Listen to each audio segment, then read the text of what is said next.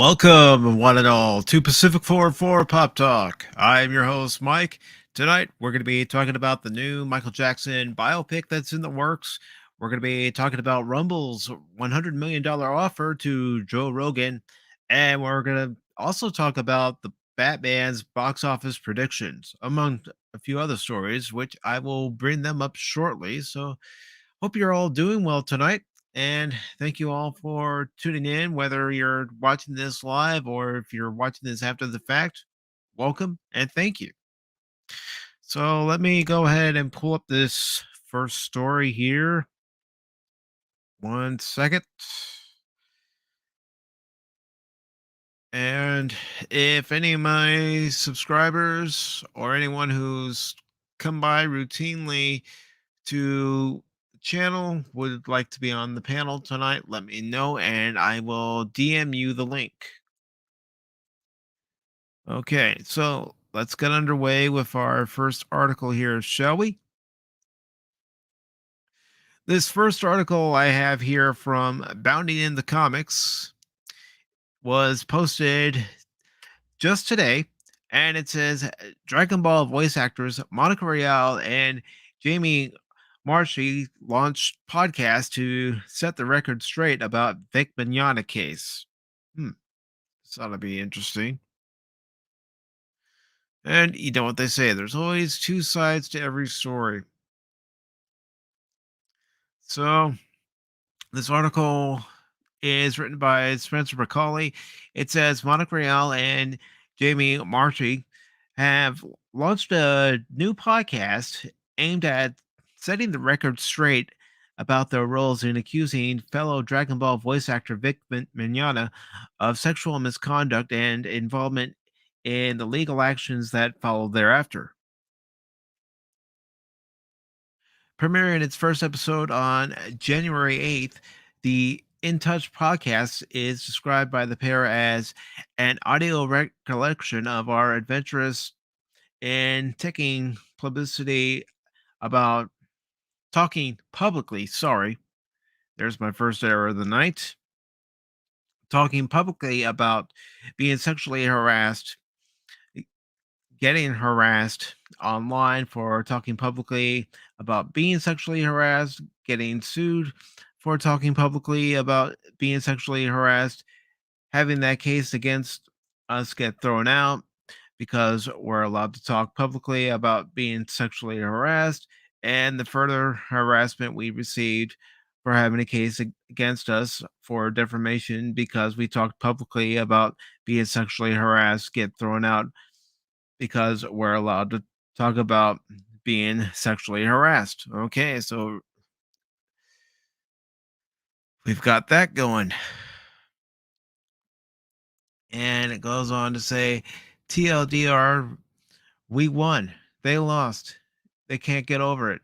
Real, who voices Dragon Ball's Wuma, and Marshy, who voices the series Universe 11 Angel Maricita, ironically explained, now it's our turn to tell our side of the story. The saga of Mignogna being accused of sexual misconduct and subsequently blacklisted began in 2019 when, in the wake of the then rising Me Too movement, both Marchi and Rial, with the support of the latter's fiance, Ryan Toy, accused the popular voice actor of sexual harassment and misconduct. I stand with the victims. My experience is minor in comparison to many others. However, having realized this wasn't an isolated incident, I felt compelled to share, wrote Marchi on February 8th, 2019, claiming that Mignogna had at one time grabbed my hair close to the root, effectively preventing me from moving my head at all. He then jerked his fist, yanking my head backward and towards him. She would go on to state that he whispered something in my ear, which she described as being sexual in nature. And there's a tweet right there. If you want to read it, I will provide the link from Bounding in the Comics. This way, you all can read it at your leisure.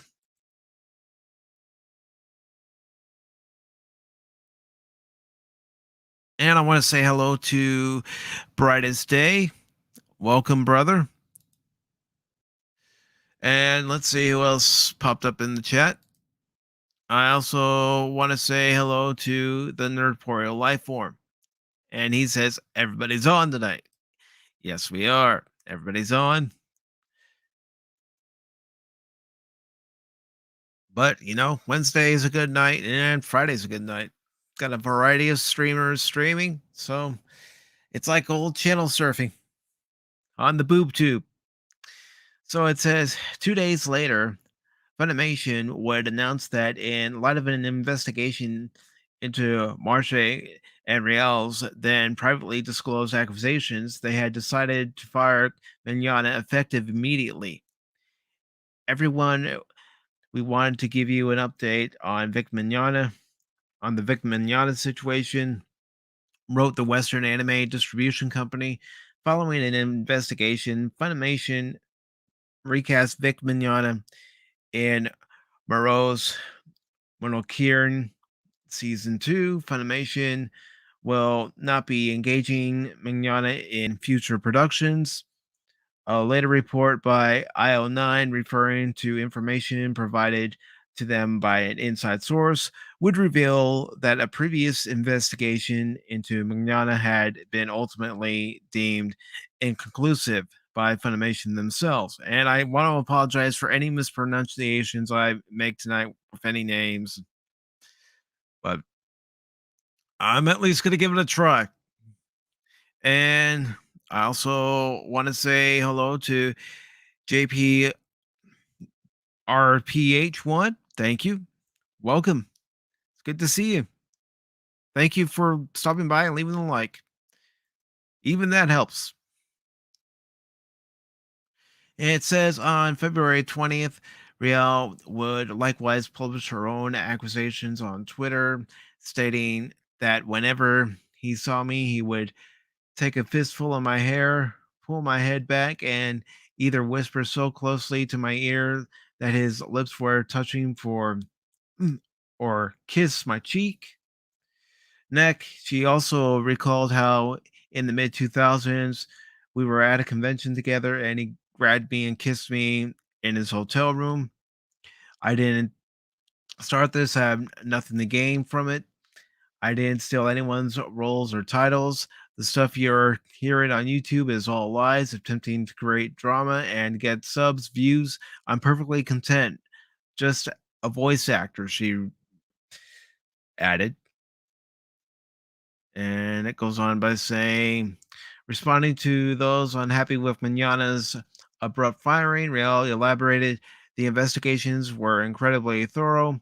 Each person was interviewed, the evidence weighed, and a decision made. Each company has to look out for the safety of their employees.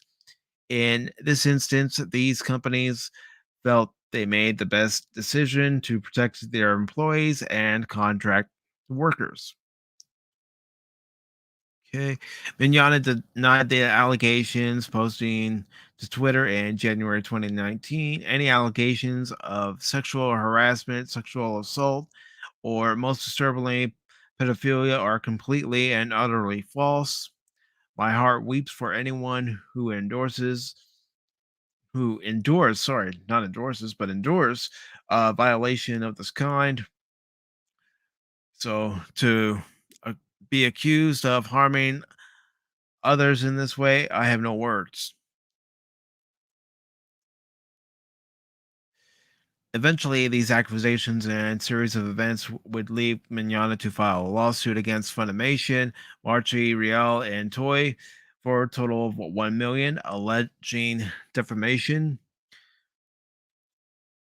torturous interference with existing contracts, torturous interference with prospective business relations, civil conspiracy, and vicarious liability. Then go on to say, however, after a prolonged legal battle, the Tarrant County, Texas court in which he filed his lawsuit ruled to dismiss Mignana's claims against the defendants, finding that the latter had shown by a preponderance of evidence that the communications related to the plaintiff's causes of action relate to a public concern, and the communications involved allegations of conduct by plaintiff that relate to health and safety, environmental, economic, and community well-being. The court's ruling also stated that Mignogna has failed to establish by clear and specific evidence a prime facts in the case for each element of his claims: torturous interference with existing contracts, torturous interference with protected business relations, civil conspiracy, and vicarious liability against the defendants.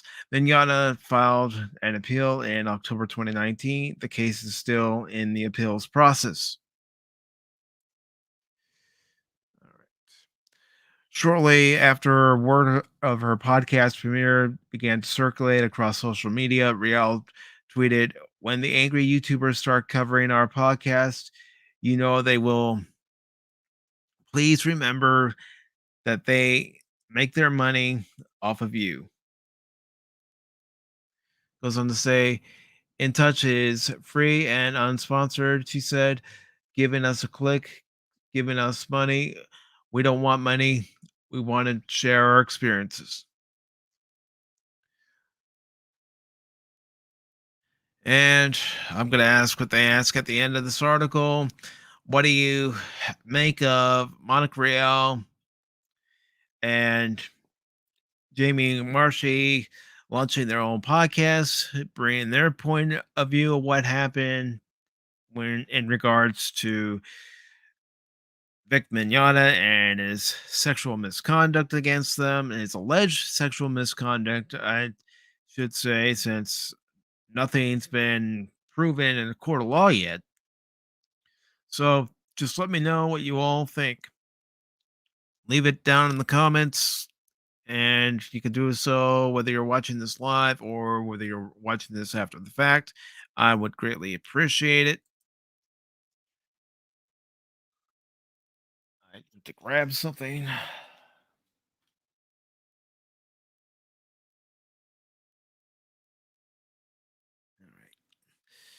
All right. So let's go ahead and move on to our next story. Tell you one thing, I didn't realize that a lot of people were going to be streaming tonight, but that's okay. Like I said in the beginning, more variety for people. More people who are on at the same time, well, the more people will go, all right, I've got something to watch. But who do I watch? Well, I hope I can entertain you as best I can, and I hope you like what you're seeing here. So let's get on with this next story. Now that I have it pulled up, oops, and I just took it away. Blame the operator. All right, so this article is coming from Variety, and it's by Joe Otterson, and it was just published on their site today, and it was actually announced today, as far as I know.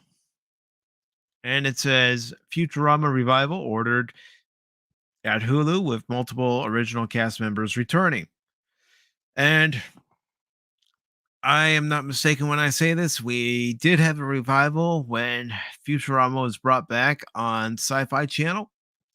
It lasted for a little while, started off strong, and ended weak, in my opinion. So, in my best Professor Farnsworth impression, good news, everyone! Futurama is being revived in Hulu. All right, I know that was bad. I know. I'm trying. Variety has learned that the streaming service has ordered 20 new episodes of the adult animated sci fi comedy series The revival hails from David X. Cohen and Groening. Cohen developed the original series with Groening, the series creator. Original series cast members Billy West, Katie Seagal, Tress McNeil, Maurice LaMarche, Lauren Tom, Phil Lamar, and David Herman will all return. John DiMaggio, who voiced Bender and several minor characters, is not currently attached. According to an individual with knowledge of the project, the producers are hopeful DiMaggio will return. Should that not happen, Bender will be recast. Well, I'm sorry, but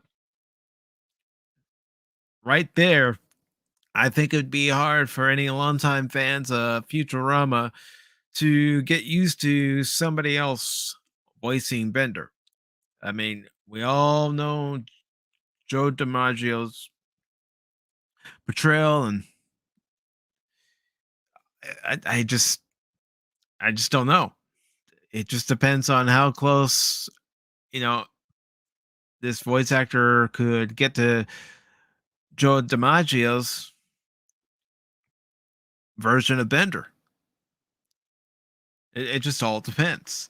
It says production will begin this month with an eye toward a 2023 premiere. I'm thrilled to have another chance to think about the future, or really anything other than the present, said Cohen. It's a true honor to announce the triumphant return of Futurama one more time before we get canceled abruptly again, added Groening. Futurama focuses on the life of Philip Fry, a 25-year-old pizza delivery boy who accidentally freezes himself on December 31st, 1999, and wakes up 1,000 years later with a fresh start at life and a new group of friends, including Leela, a tough but lovely one eyed mutant, and Bender, a robot who is fond of drinking excessively, smoking cigars, and stealing anything not nailed down. When presented with the opportunity to bring fans and viewers new episodes of Futurama, we couldn't wait to drive in, said Craig Erich, president of Hulu Originals and ABC Entertainment. This iconic series helped blaze the trail for the success of adult animation since its initial launch. We look forward to Matt and David continuing to pave the way and future establishing Hulu as the premier destination for fans of the genre or genre, however you want to say it, however you want to pronounce it. 20th television, I was about to say 20th century television. 20th Television Animation is producing Futurama with Rough Draft Studios Inc. contributing the animation. This marks the second time the show has been brought back since it originally launched in 1999. After its initial four-season run on Fox, reruns of the show found new life as part of the Adult Swim lineup on Cartoon Network and on DVD. Four direct to video films were then produced, which were later re edited into a fifth season that aired on Comedy Central starting in 2008. Comedy Central would go on to air two more seasons consisting of 26 episodes each between 2010 and 2013. The show developed a strong cult following over the years and was also met with critical success. It was nominated for 14 Emmy Awards in total, winning six, including Best Animated Program twice, as well as winning twice for Best Individual Achievement in Animation. LaMarche won twice for Best Voiceover Performance. Yes, of course, it's the brain. All right. It says, what I love about animation is that it's possible for a successful show to take a pause and then resume years later, even on a different platform, and pick up right where it left off. Futurama is one of those shows, said Marcy Paritio or Burrito. I don't know. I'm trying, folks. I'm trying. Head of 20th Television Animation, the excitement from Hulu about returning Matt and David's genius creation for all new episodes has been off the charts. I'm thrilled that this incredible team will get to tell more stories and that our Planet Express crew will have more adventures together. It's a win for the fans who have loved the show since the beginning and for the ones who will now discover it for the very first time. And it says, note, an earlier version of the story incorrectly identified Leela as an alien. She is, in fact, a sewer mutant. Well, yeah, if you watch Futurama, you'd know that. So, what do you all think? Here we go again. Another revival of a series that did find some mild success during its original run and then was canceled. And then, of course, you know, Cartoon Network picks it up for Adult Swim and it finds success again on Adult Swim. Then Sci-Fi picked it up and brought it back after the 4 DVD movies, which I saw for them. I loved them because it was Futurama and the humor was still there. But I don't know. It seems like Disney, and got to mention Disney because that's who owns 20th century films and television. It seems like all they are doing, like many companies, not just Disney, but many companies, they're digging back into the well again and pulling out a franchise from the past that people loved. And I also want to say real quick hello to Amen Fate. Hell to you. Good to see you here. So, what do you all think? Do you think this revival is necessary? Or do you think it's not needed? Personally, I don't think it's needed, to be honest with you all. I really don't think it's needed. I really don't. Excuse me while I get rid of a bot. But it's just gotten tiresome with these companies bringing back one franchise after another. Come up with a new idea. Come up with new stories, new exciting stories that people actually want to see. That'll actually give people, a reason to want to tune into a show. But unfortunately, they're not capable of doing that right now. So while I bring up another article, how's everybody's day been? Hope it's been well. You know what? Let's go ahead and read this.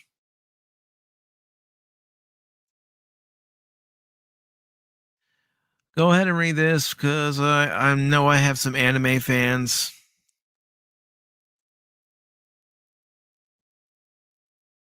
So it says Arxis gives Viking her biggest chest yet in Guilty Gear Strive after previously censoring I Know.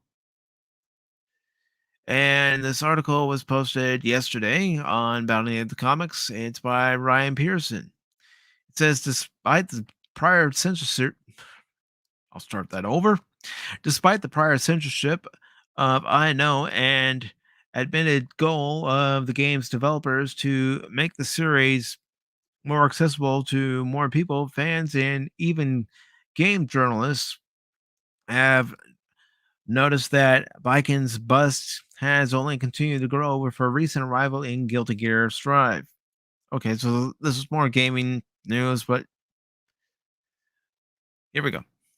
One of the series' most popular fighters since her debut as a secret character in the original Guilty Gear, Viking was announced for a return to the series on January 24th when Arxis announced she would join Jackal Valentine, Goldie Wise, Dixon, and Happy Chaos as the fourth DLC character available in Guilty Gear Strive Season Pass 1.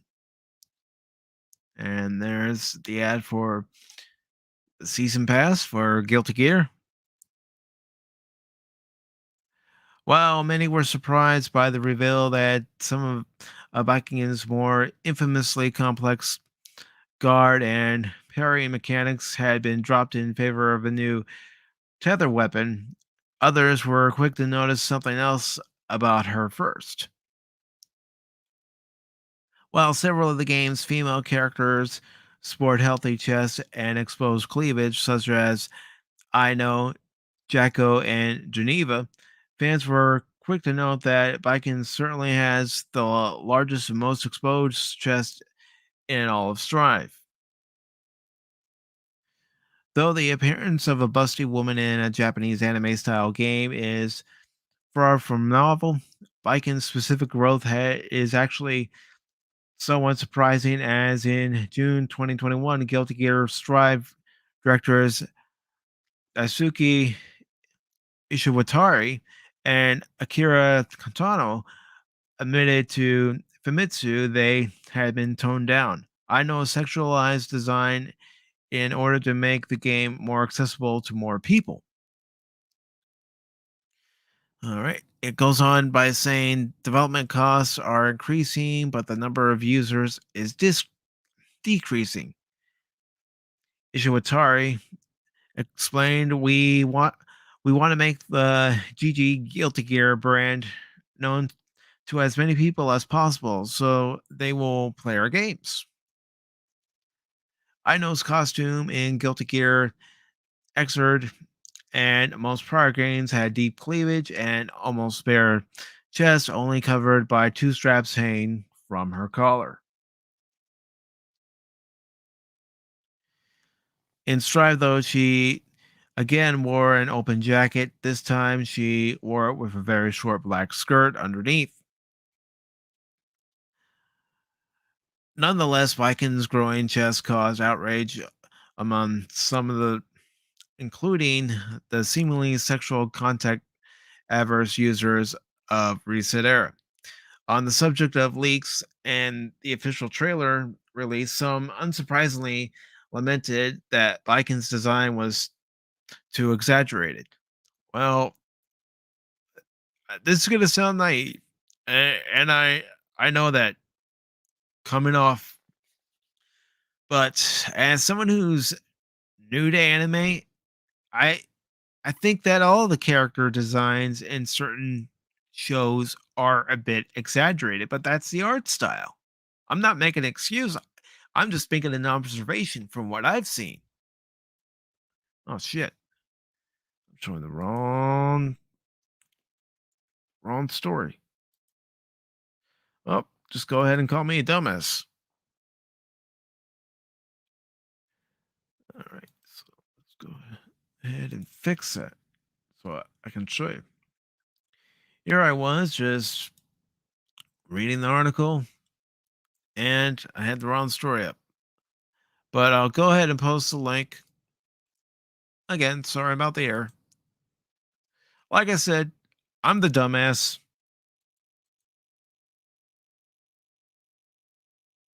So here you go.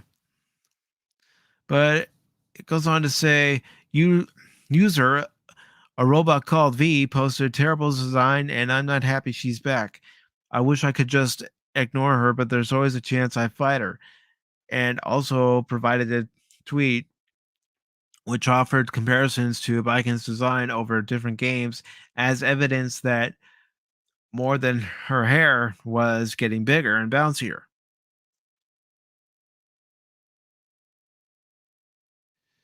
And that's the tweet.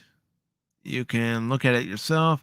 They turn her into a booby character, got her moveset, and top of that, make her an easy character for the first time ever, said Piero Ugg.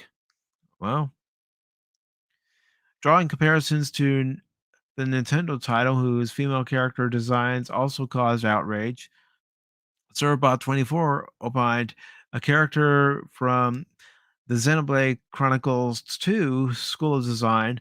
My character trait is that I have boobs. And another said, don't really understand the need for implants.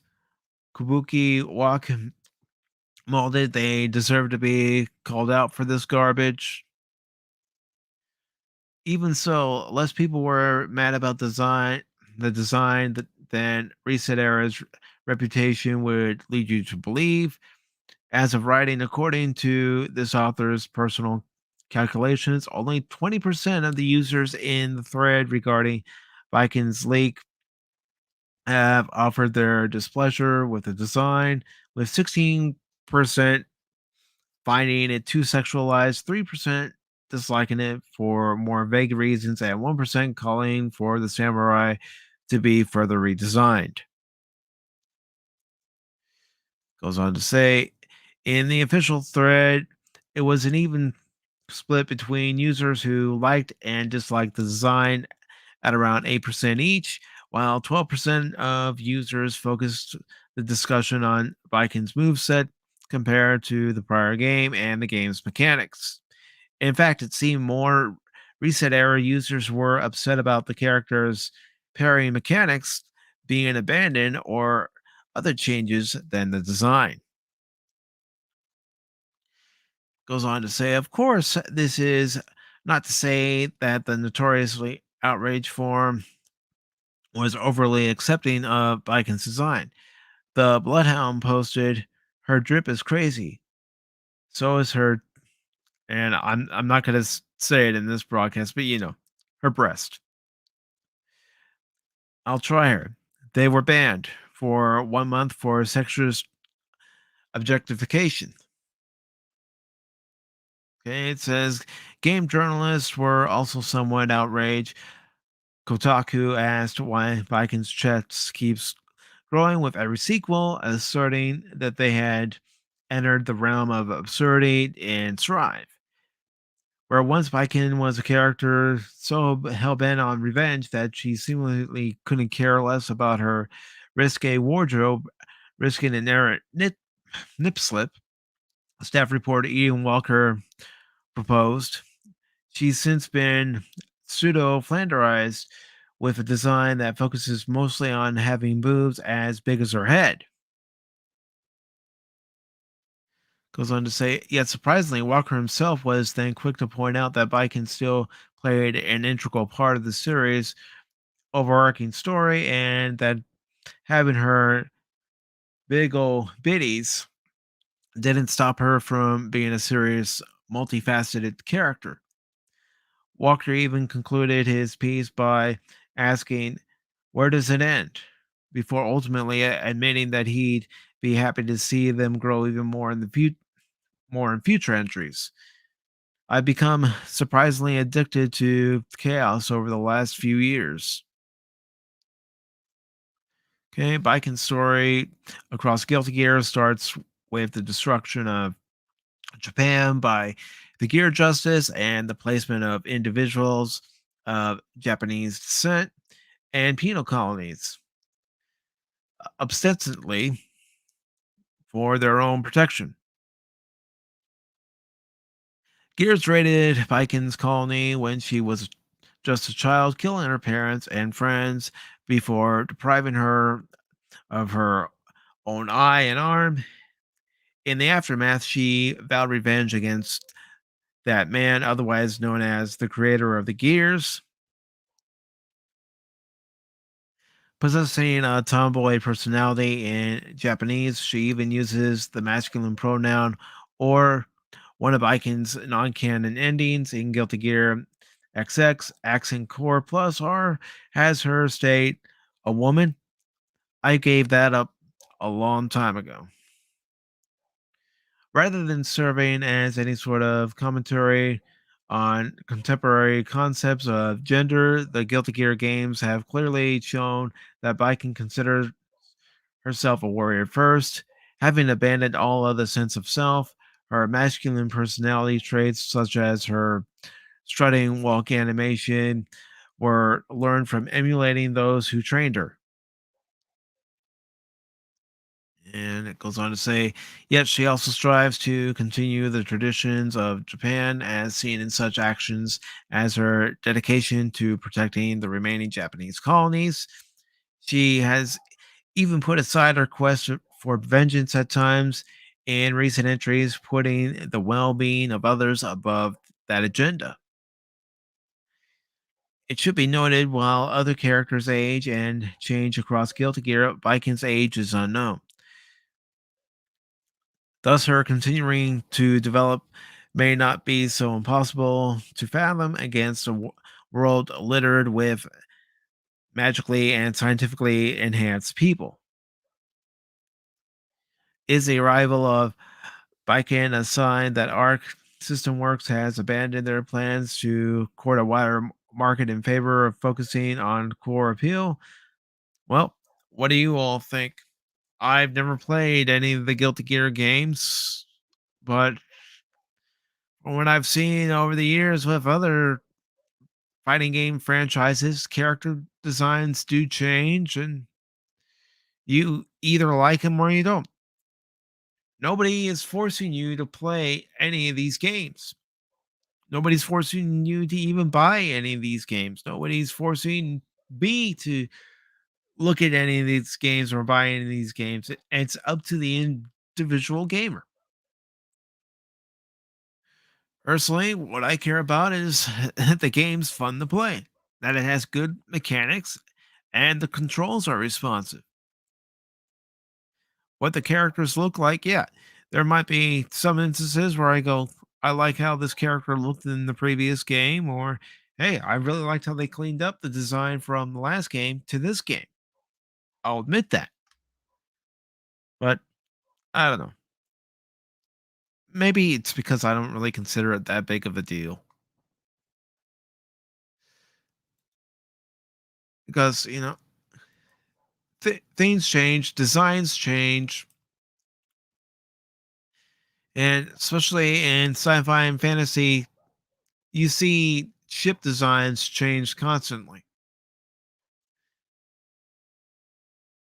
So, let's see what else I am going to talk about right now. Well, let's go into this one that popped up today,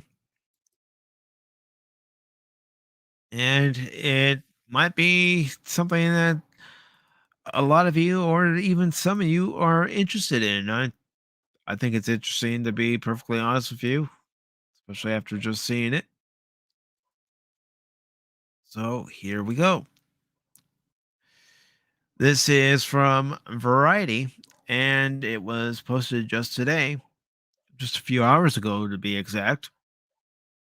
It says Lord of the Rings and the Hobbit film and gaming rights up for sale, exclusive. All right. Hollywood is about to stampede into Middle Earth. An array of movie, merchandising, gaming, and live events rights to Lord of the Rings, The Hobbit, and other titles from author J.R.R. Tolkien are coming up for auction now that the Sao Zanks, uh, I know I'm not pronouncing that right. Thanks Co. has decided to sell its Tolkien holdings.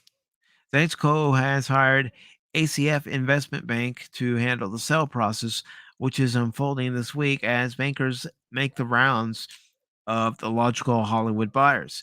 The Tolkien properties are projected to fetch at least 2 billion based on recent high valuations for top-tier IP and content producers.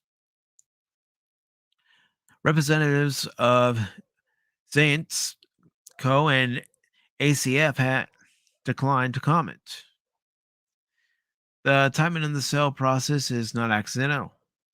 Amazon is set to premiere its long awaited, mega budgeted TV series rendition of the enduring Lord of the Rings saga, Lord of the Rings, The Reigns of Power, on September 2nd. Amazon is at the top of the list of prime candidates to pursue the additional rights now held by Zaints. And welcome back, Nerdporial. He goes on to say, EBN said there's a rumor of Shadows of the Empire live action. I was like, I don't think so. I haven't heard that, brother.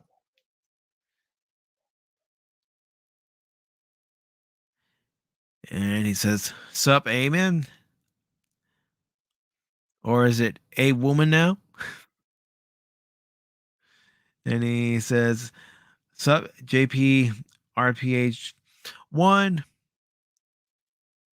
And he also says, Sup, brightest day. This article goes on to say that Saints Co Holdings encompass rights to exploit Lord of the Rings and the Hobbit properties in film and video games, merchandising, live events, and theme parks.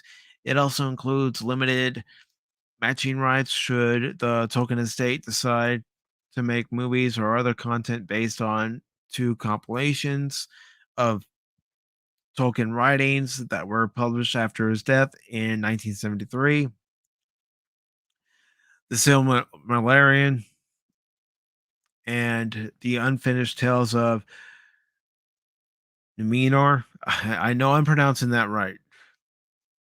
Numenor of Middle Earth. Warner Brothers has also maintained some film development rights to Lord of the Rings through its ownership of New Line Cinema. New Line had massive global box office hits and Oscar wins with director Peter Jackson's trilogy Fellowship of the Ring, The Two Towers, and The Return of the King. Warner Brothers last year announced plans for an anime theatrical feature to be produced with New Line and Warner Brothers Animation, The Lord of the Rings, The War of the Rohirrim.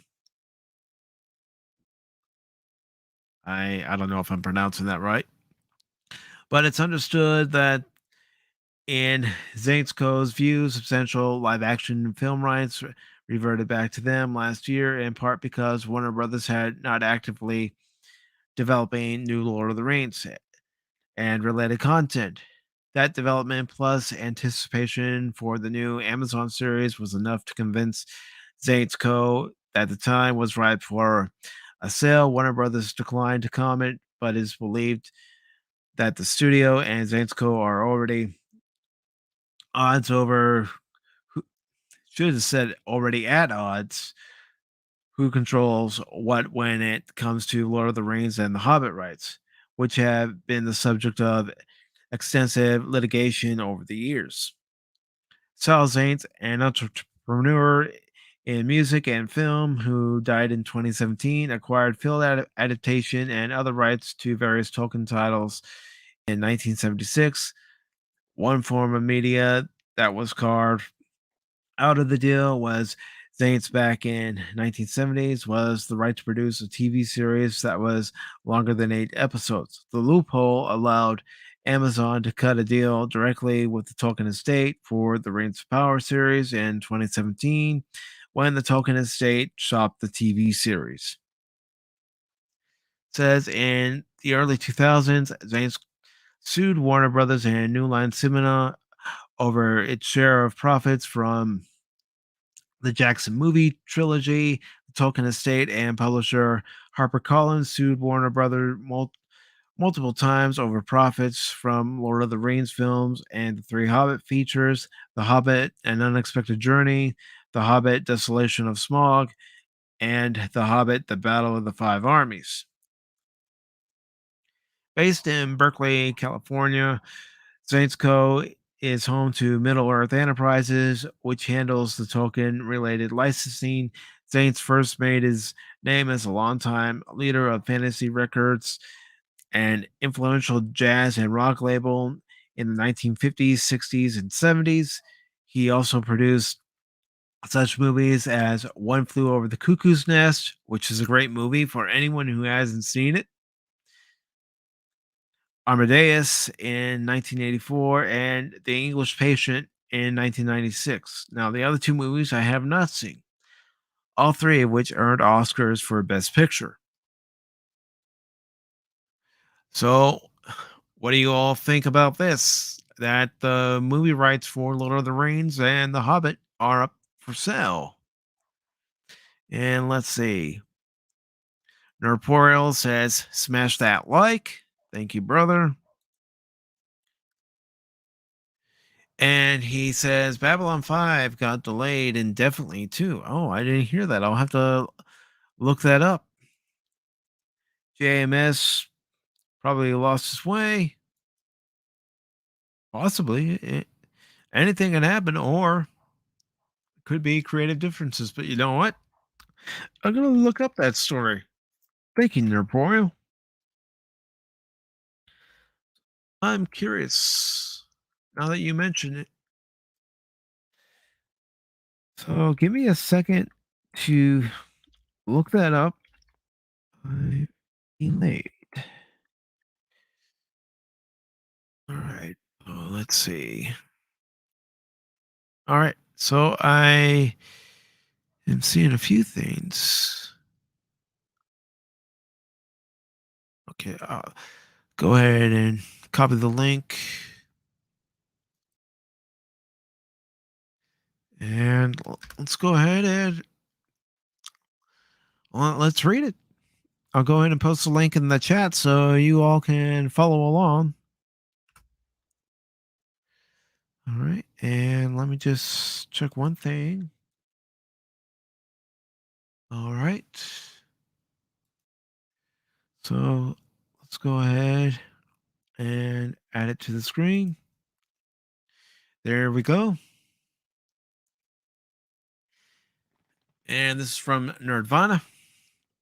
It was actually posted on their site 3 days ago, and it's by Jason Peters. It says, according to a Patreon update from J. Michael Straczynski, the CW network has declined to pick up his Babylon 5 reboot this year, but there is still hope for the long-awaited project revisiting his fan favorite series. Straczynski said CW president Mark Pedowitz, a self-described B5 fan who worked at Warner Brothers. It says worked, but it should say work probably during the production of the original series, called the new pilot a damned fine script, and said he was taking the highly unusual step of rolling the project and pilot script into next year, keeping Babylon 5 in active development while the dust settles on the sale of the CW. It says, here's the bottom line. Yesterday, Babylon 5 was in active development at CW and Warner Brothers for fall 2022. Today, Babylon 5 is in active development at CW and Warner Brothers for fall 2023. That is the only difference. Anything else?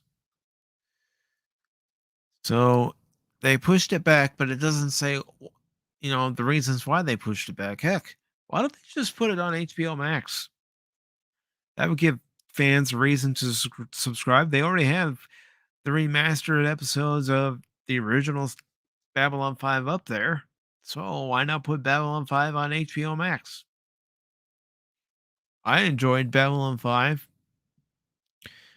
I enjoyed the fact that where I lived in California, growing up, you had Babylon 5 come on, and then right after Babylon 5, it was Deep Space Nine. Now, later on, they changed it due to, different sports being put on, different special shows being put on because this particular channel was a Fox affiliate.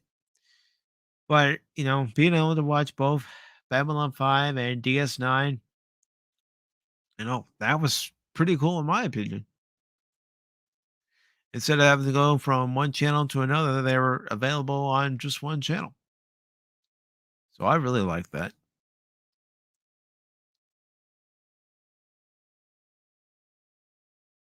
All right. So I'm going to check one thing real quick. I know I probably should have done this earlier,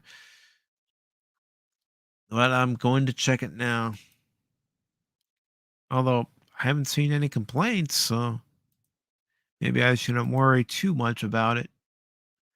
But I'm going to go ahead and listen to my audio levels real quick. So give me a second. All right. All right. They sound good to me. How about you guys? Let me know. Let me know how they sound to you. If you think I need to make any adjustments, I will make the adjustments that are necessary. All right. So let's go ahead and get to one of our stories here. Well, at least lead into it. Let me just share the proper tab. All right. Gotta find it. Gotta find it. Gotta find it. There it is. Okay. So we have this article from Bounding in the Comics, and not Bounding in the Comics, the Hollywood Reporter. It was posted just today, and it says Robert Pattinson's The Batman to premiere early in IMAX theaters, and it's by Pamela McClintock.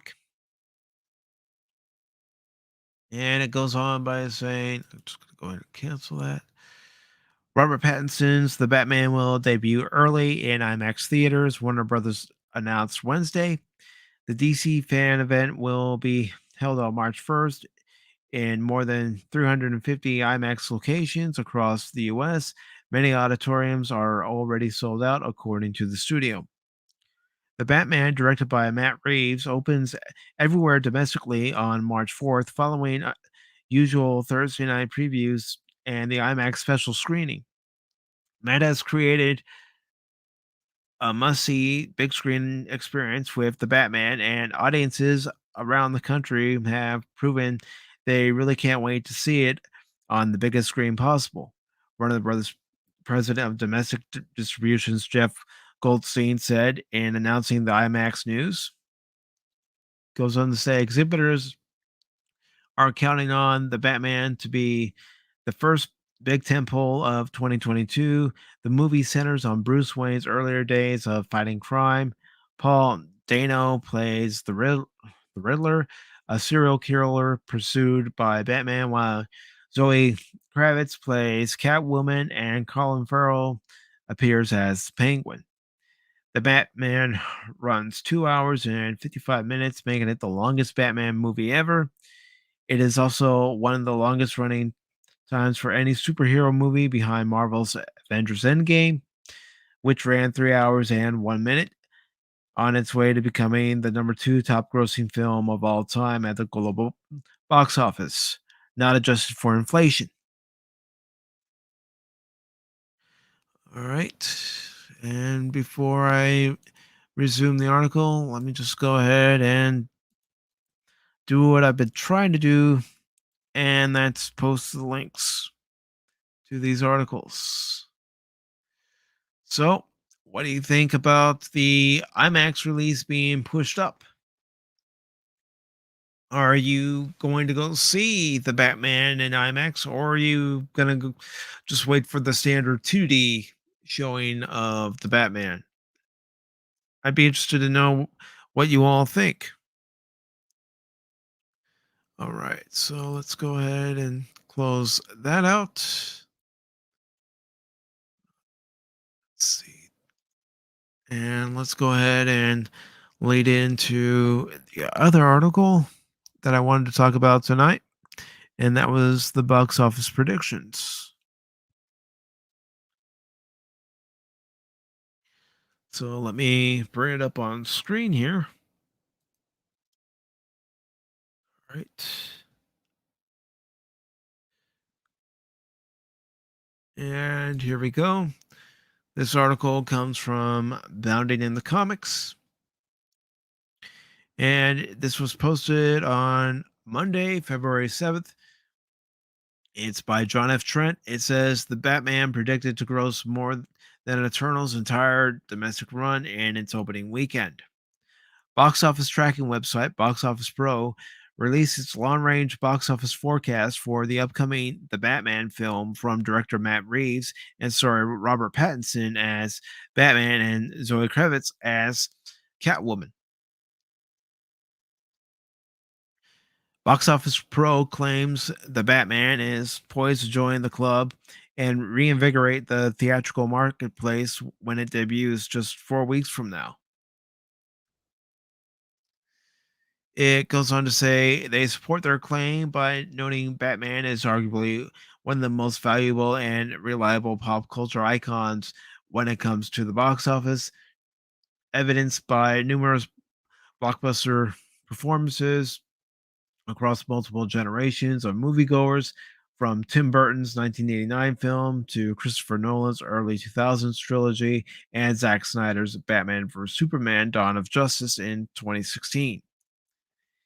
Advanced tracking social activity and trailer imprints for the Batman are the strongest of any release, excluding Spider Man No Way Home, since before the pandemic began, preliminary metrics align closely with Captain Marvel, which scored the third highest March opening in history with 153.4 million 3 years ago. They added. Specifically, Box Office Pro predicts the film will earn between 135 and 185 million in its opening weekend on March 4th. They also predict the film will gross between 340 and 540 million in its entire domestic run at the box office. If the Batman is anywhere near the upper end of their prediction, it will gross more than Marvel Studios' Eternals did in its entire domestic run. The numbers reports Eternals only earned 164.8 million at the domestic box office. In fact, if the Batman hits the upper end of 185 million, it would outgross Black Widow's entire domestic run at the box office as well. The film earned 183.6 million at the domestic box office. YouTuber OMD Reviews believes it's possible that the film could earn over $1 billion based off Box Office Pro's domestic projections. The YouTuber explains if this film is able to reach up in numbers, is able to really build up even more hype, I think a lot of people are very hyped for this film. I know I see a lot of people in the comment section of the videos talk about how excited they are for this film. I was even asked on a recent live show, what do you think the next $1 billion film will be? And I looked at this film and I looked at what knowledge we had at the time and I said, hey, I don't know necessarily if this is going to be that film. I think it could get the 7 to 800 million range, but I don't know necessarily if it'll reach the $1 billion range. But this kind of changes things just a little bit. Again, these are long range productions, and so this is very well could change. And there's one of the posters. Later on the video, he notes that IMDb reports the film does not currently have a release in China and asks, does that mean it can't hit $1 billion without China? Well, Joker is a clear example that it's not the case. So not only is this film set to make a lot of money, not only is this film not releasing in China, not only is this film expected to make almost half a billion just in the domestic market alone, but it is also a movie that is PG-13, which means it's going to be a lot more easily accessible, even at a longer runtime, to more audiences, whereas Joker was much more limited. OMB reviews added. Now, if this film's reviews, especially from audiences, if the word of mouth for this film is positive, I can see how this film doesn't make $1 billion.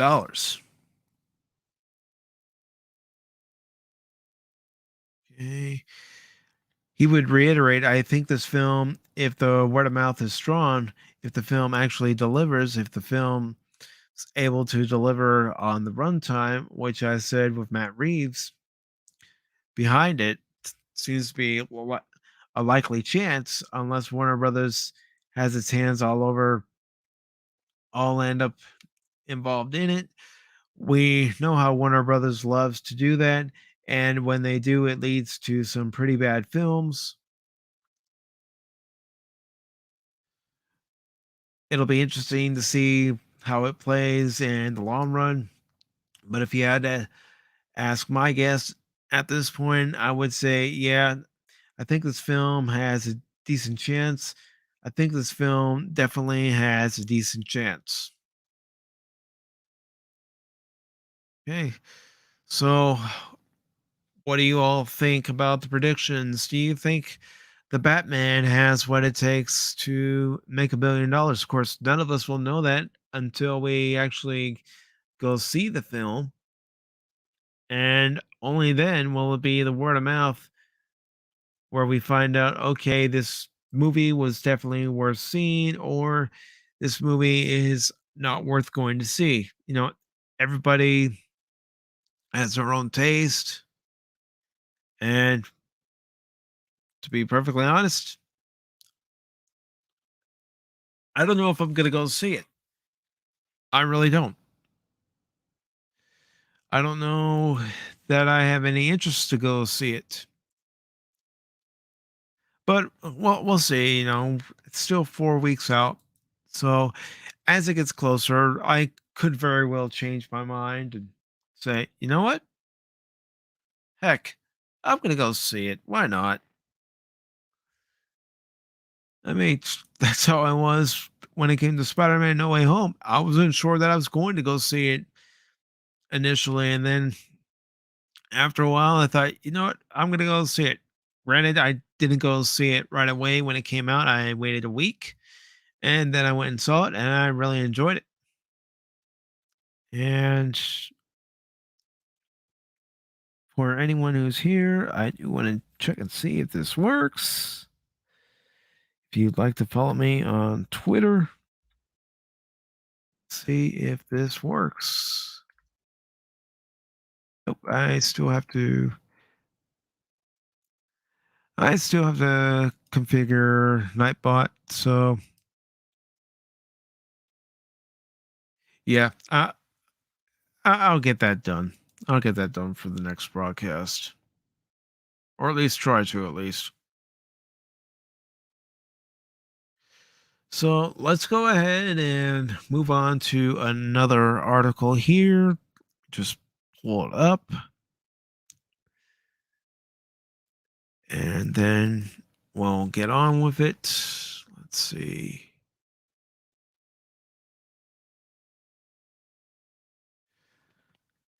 All right. Here's some brand new news out of Hollywood. Just announced today. I will put it up on screen here. And just so you know, I know this article is related to Obi-Wan Kenobi, the series that's coming out on Disney Plus, but I will not be talking about the Book of Boba Fett season finale tonight. I will be talking about that tomorrow night in a live broadcast of Pacific 414 episode review. Yes, I have seen the episode once. I have my thoughts on the episode after my initial viewing. I will watch it again before tomorrow's stream to see if my view has changed. And even if it hasn't changed, I will let you all know tomorrow what my initial thoughts were and then what my thoughts were after watching it a second time. So, this article is courtesy of Bounding in the Comics. And I just go to the sites where I see the news first. All right. So, here's the link to the article. And it says Lucasfilm announces release date for their Obi-Wan Kenobi series. This was written by John F. Trent, posted just today. It says Disney Plus and Lucasfilm announced their release date for their upcoming Obi-Wan Kenobi series. It goes on to say In a press release, Disney Plus and Lucasfilm revealed that Obi-Wan Kenobi will arrive on Disney Plus on May 25th. Goes on to say they also released a new poster featuring the release date. It's probably this up here. Let's get rid of that. So that's the poster right there.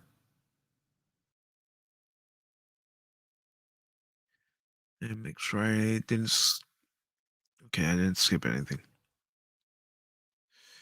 It also goes on to say the press release also included a brief synopsis for the series. It states the story begins 10 years after the dramatic events of Star Wars Revenge of the Sith, where Obi-Wan Kenobi faced his greatest defeat, the downfall and corruption of his best friend and Jedi apprentice, Anakin Skywalker, who turned to the dark side and became Darth Vader. You were my brother, Anakin. I loved you. I have the high ground. The series was initially announced during the Disney Plus panel at D23 Expo in 2019. Lucasfilm president Kathleen Kennedy made the announcement by bringing McGregor on stage and asked him if he would play Obi-Wan Kenobi again. McGregor responded, yes. Kennedy would go on to claim the show's scripts had already been completed. We are really close. We have all the scripts written. We are ready to start shooting next year. We could not be more excited. Can't wait to start production. However, by early 2020, reports indicated the series production crew was sent home and the show was put on hold. The Hollywood Reporter claimed the show was put on hold because the script sucked. They claimed sources tell the Hollywood Reporter that the scripts, only two were written, and the story became an issue, and that the entire package had been jettisoned.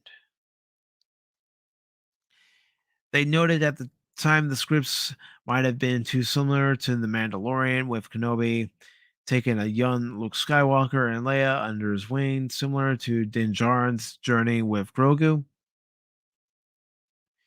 In December 2020, during Disney's Investor Day 2020 presentation, Kennedy touted the series, claiming it would feature a rematch between Darth Vader and Obi-Wan Kenobi. She stated Obi-Wan Kenobi begins 10 years after the dramatic events of Revenge of the Sith, where he faced his greatest defeat, the downfall and corruption of his best friend and Jedi apprentice, Anakin Skywalker, turned evil Sith Lord Darth Vader. Gotta wait for this ad to disappear. So while I'm waiting for the ad to disappear, still, like always, leave your comments. If you have any suggestions, I'm open to any suggestions. All right, so it's too bad I can't get rid of this ad. It's the only thing I really don't like about the site are these ads. There's no X to close the ad and get rid of it. And it's usually the same Chevy ads that pop up. So you just have to wait and wait and wait. There we go. It says our fans will be thrilled that Hayden Christensen will be returning in the role of Darth Vader. This will be the rematch of the century, she added. But wouldn't their rematch take away from this moment in the original Star Wars movie? I think it would. I think it would. Uh, saying device not connected. Try again.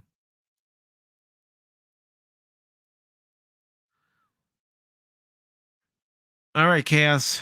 I know you're trying to get in, but it's saying device not connected. Try exiting, then coming back in. All right. There we go. And ladies and What up? gentlemen, Chaos WOTN, otherwise known as the Digital Department of Defense, or commonly known as TKO. What's up, guys? How are you doing this evening? I'm good. Thanks for having me. How are you doing? Doing good, brother. Doing good. I'm just reading this article about the release day announcement for the Obi-Wan Kenobi series. I will not be talking about the Book of Boba Fett tonight. I will be talking about it tomorrow on a live edition of Pacific414 episode review. I do have my initial response to the episode, reaction to the episode. I am going to watch it again before tomorrow's stream and see if my opinion of the episode changes. If it does, if it's a big if, it's a huge if. If it does, I will. I heard you say this on stream. I'm like, wait a minute, did I jump backwards in time? No, I'm just letting you know because I didn't know. I was watching how early you were watching, but if my opinion after the second viewing changes tomorrow, I will let you know what my initial reaction was to the first viewing and what my reaction is to the second viewing. Because Doom Clock's not happy, so I already know what your reaction is going to be. From what I've seen, a lot of people aren't happy, and yes, there are people who are happy. But again, I will not let anyone know what my reaction was after watching the episode today until tomorrow, because I want to watch it a second time. I'm sure whoever knows you already knows. Whoever knows who's a fan of both you and Doomcock, we already know what your reaction is going to be. Oh. So it goes on to say about the rematch of the century, but again, like I was saying, that it takes away from this moment right here from the original Star Wars, where Darth Vader and Obi-Wan confront each other for the first time since the last time they saw each other. Because even Darth Vader says, the last time we saw each other, I was but the learner, but now I am the master. And Obi-Wan says, only a master of evil, Darth. So yeah. Well, I mean, technically, I haven't seen any of it, but from which I already predicted what happened. I go, oh, they did do that, huh? I mean,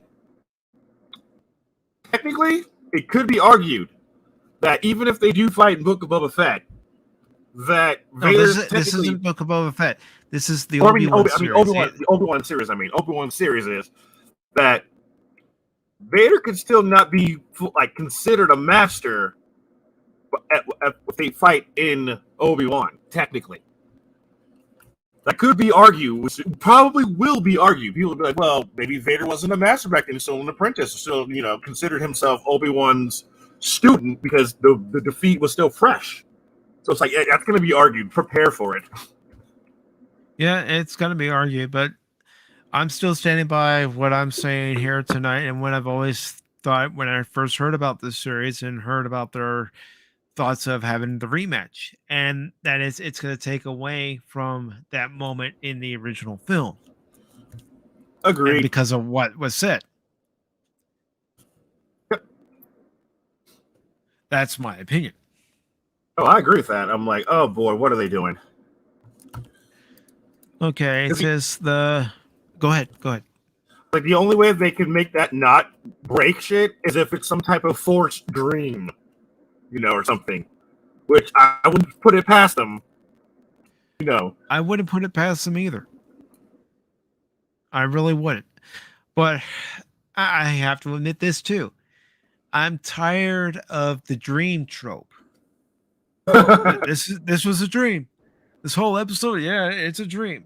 And it's like, the season 2 episode of TNG where Riker's having a dream and all it is a recap episode of everything that's happened before that episode. Oh, that sucks. I hated that episode. I hated that episode. Yeah, that episode was garbage. I shouldn't say I hate it. I still hate it today. I'll skip it. I loathe that episode. Ugh. Anyways, what was I gonna say? Yeah, that took me aback when I go, it was a rumor. I was like, I remember Doomcock talking about it a while ago. And I'm like, nah, he's right about a lot of stuff, but he's got to be wrong about this. This is asinine. Nope. Yep. Can't say that he was wrong. I mean, it just doesn't make sense to do it this way, but that's my opinion. It does make sense when you're thinking more of how do I get $1 How do I stack some fat stacks? Oh, look at people's reaction to Luke Skywalker and look at Boba Fett. Why don't we up that by having Darth Vader and Obi-Wan? Okay, I see where you're going with this. I see what you're trying to do. I don't approve, but I understand what you're trying to do. There comes a point where you can't rely on established characters to boost up your movie or boost up your ratings. You have to go on the merits of your script and strength of your own characters that you created for this franchise. Or they should have just told Kathleen Kennedy to shove it and go down the EU. Well, I said this in a conversation with a friend last night, that all Disney has to do to right the ship is to reinstate the EU. Pretty much. Yep. Because all those stories, as convoluted as some of them were, better than anything they're putting out. Yeah. And those stories were canon. Before Disney came along, those stories were canon. Yep. But then Disney came along, and once they had the rights to all the Star Wars franchise, we got this. The time. I was 100. Execute Order 66. Yep. As soon as Disney announced, it's like, oh yeah, we just bought Star Wars. I literally said these exact words. I got a bad feeling about this. Like, I'm not I said that exactly when I heard the news. A part of me was optimistic. Oh, not a single part of me. Nope. Was optimistic, but the other part was thinking, I don't even want to know what they're going to do. And then we ended up seeing what they did. The only good movie they produced was Rogue One. That was the only one. That was okay, because that still broke a whole lot of shit too. Yeah. But I'm talking about of the movies where you can sit back and actually enjoy some of it. Rogue One is it. Solo, I liked parts of it, but honestly, I didn't need a backstory to Han Solo. I didn't need to find out how he got his last name, which was a stupid. Oh God, right? To him anyway. I mean, yeah, from what I've heard from other people, because I haven't read all the EU books. I'm not going to claim to be one of those people who have read every EU book out there, because I haven't. That's too but many. According to what I've heard, in one of the books, they actually mention how Han Solo has his name because he has a family and where his career path went, where his life path went. And how he ended up being the scoundrel, the scruffy looking nerf herder we all love. Nice. Okay. This article goes on to say the show's showrunner, Deborah Chow, confirmed this rematch, telling Games Radar, "We couldn't tell the story of Obi-Wan without Darth Vader." Yeah, you could. You could still tell the story of Obi-Wan and maybe make a mention of Anakin every once in a great while, but you don't have to have Obi-Wan and Vader in there. Obi-Wan's primary job on Tatooine was to keep Luke safe, keep an eye on him, make sure nothing ever happened to him. Yep. Shit. This coming from a guy who will admit time and time again, he was a Star Trek fan before he was a Star Wars fan, but I understand enough of the Star Wars lore that there's certain things you just don't do. Mhm. This coming from a guy whose favorite movies of the original 6, 1 and 2, are Empire Strikes Back and Revenge of the Sith, and then the original movie. Yeah, me, it's Jedi and Revenge of the Sith. Well, for me, Jedi's number 4. I mean, come on. You know, teddy bears attacking the chicken walkers. Really? Let me rephrase that. Return of the Jedi, edit it with all the Ewoks edited out. There we go. Yeah. And yeah. Because seeing Luke Skywalker show up in that all black suit, looking all cold as ice, dripping, okay? He had so much sauce, I'm surprised the stormtroopers weren't slipping and sliding when they were trying to catch his ass. That looks sick. Like, I am now a Jedi. Hold this. Like that I remember that impact, seeing him badass, you know, seeing him all clunky and goofy and, you know, scared and, you know, self-conscious, unsure of himself. And then in Jedi, he's like, I got it together. I'm here for my friends. You best give them to me. You don't want this smoke. Okay, you don't want the smoke.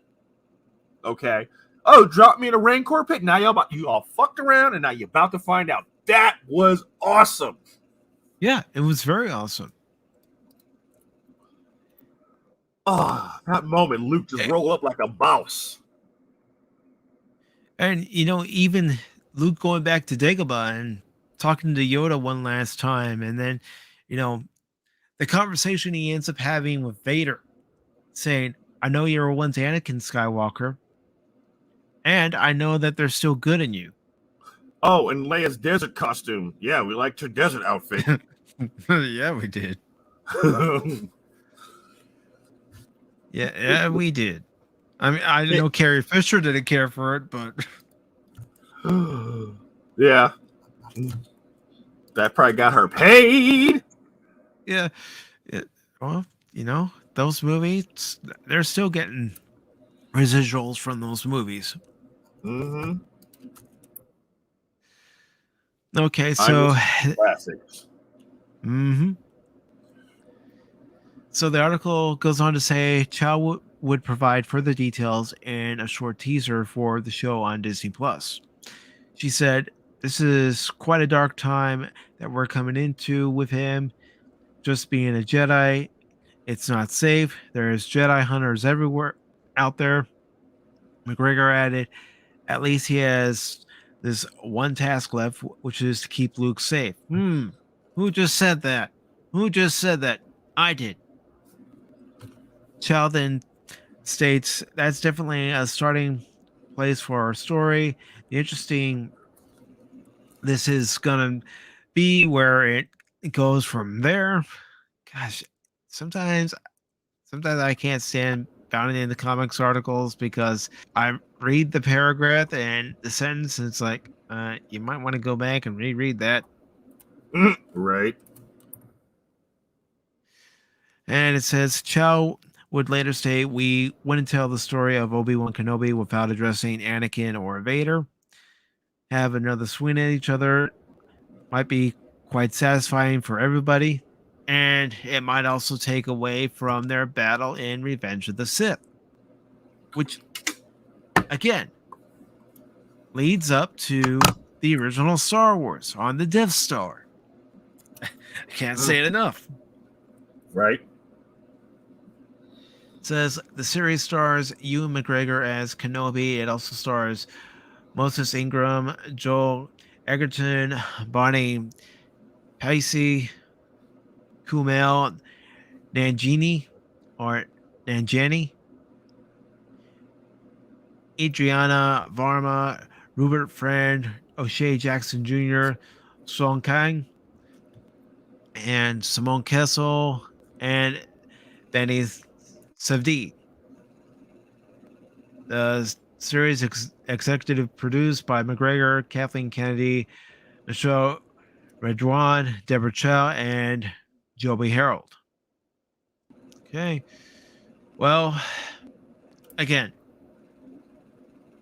tomorrow I will reveal whether or not I'm going to continue on and watch Kenobi. Again, I have to watch Boba Fett for another time to see if my viewpoint has changed from my first viewing. I try to do that before I give the reviews.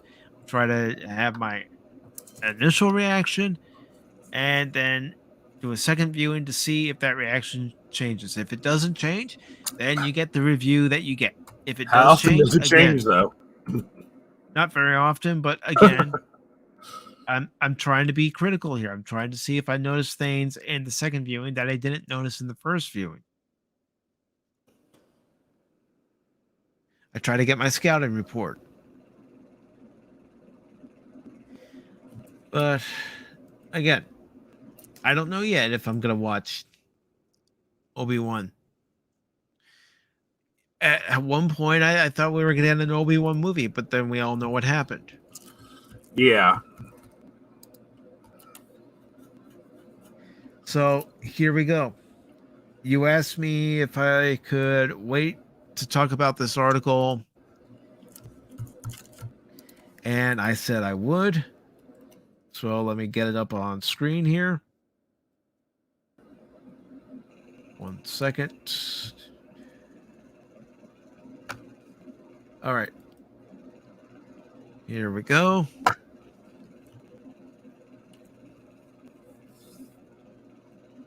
And I'm going to put the link in the comment section. And now it's time to read the article. And this article was posted on Bounty and Comics on Monday, February 7th. And it's written by Slade Hill. It says, Rumble offers Joe Rogan a $100 million deal. Increasingly popular YouTube tech alternative, Rumble is putting its money where its mouth is regarding talent acquisition. The company's CEO, Chris Pavlovsky, just offered podcasting megastar Joe Rogan a $100 million deal to jump on their platform. This offer comes in the wake of a Spotify debacle involving prominent leftists attempting to deplatform deplatform the star.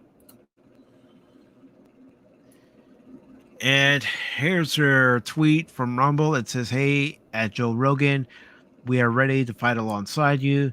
See the note from our CEO at Christopher Pavlovsky." So that's the tweet there. If you want to click on it, go ahead and click on it. Spotify's troubles began when anti-Rogan advocates began falsely accusing the podcaster of racism and COVID vaccine misinformation, prompting a three-way tug-of-war between company execs, far-left celebrities like Neil Young, and Spotify's own divided user base, with approximately 11 million listeners that tune into a show on a regular basis. Rogan is a powerful force in the media. Now it seems like Spotify is starting to crumble under the pressure of woke ideologies, attempting to censor and suppress another individual they don't like, rather than stick to their guns. Spotify has instead struck dozens of Rogan's past episodes from his catalog, while simultaneously proclaiming that user safety would be a major priority moving forward. In short, cancel culture is forcing yet another corporation to turn its belly up and surrender, while at the same time constructing ideological no-fly zones that cater to the whims and demands of a hostile totalitarian. I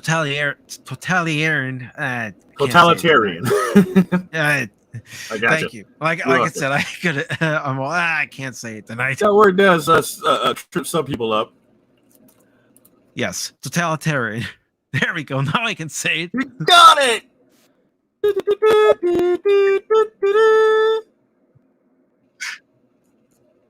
leftist Go ahead. establishment.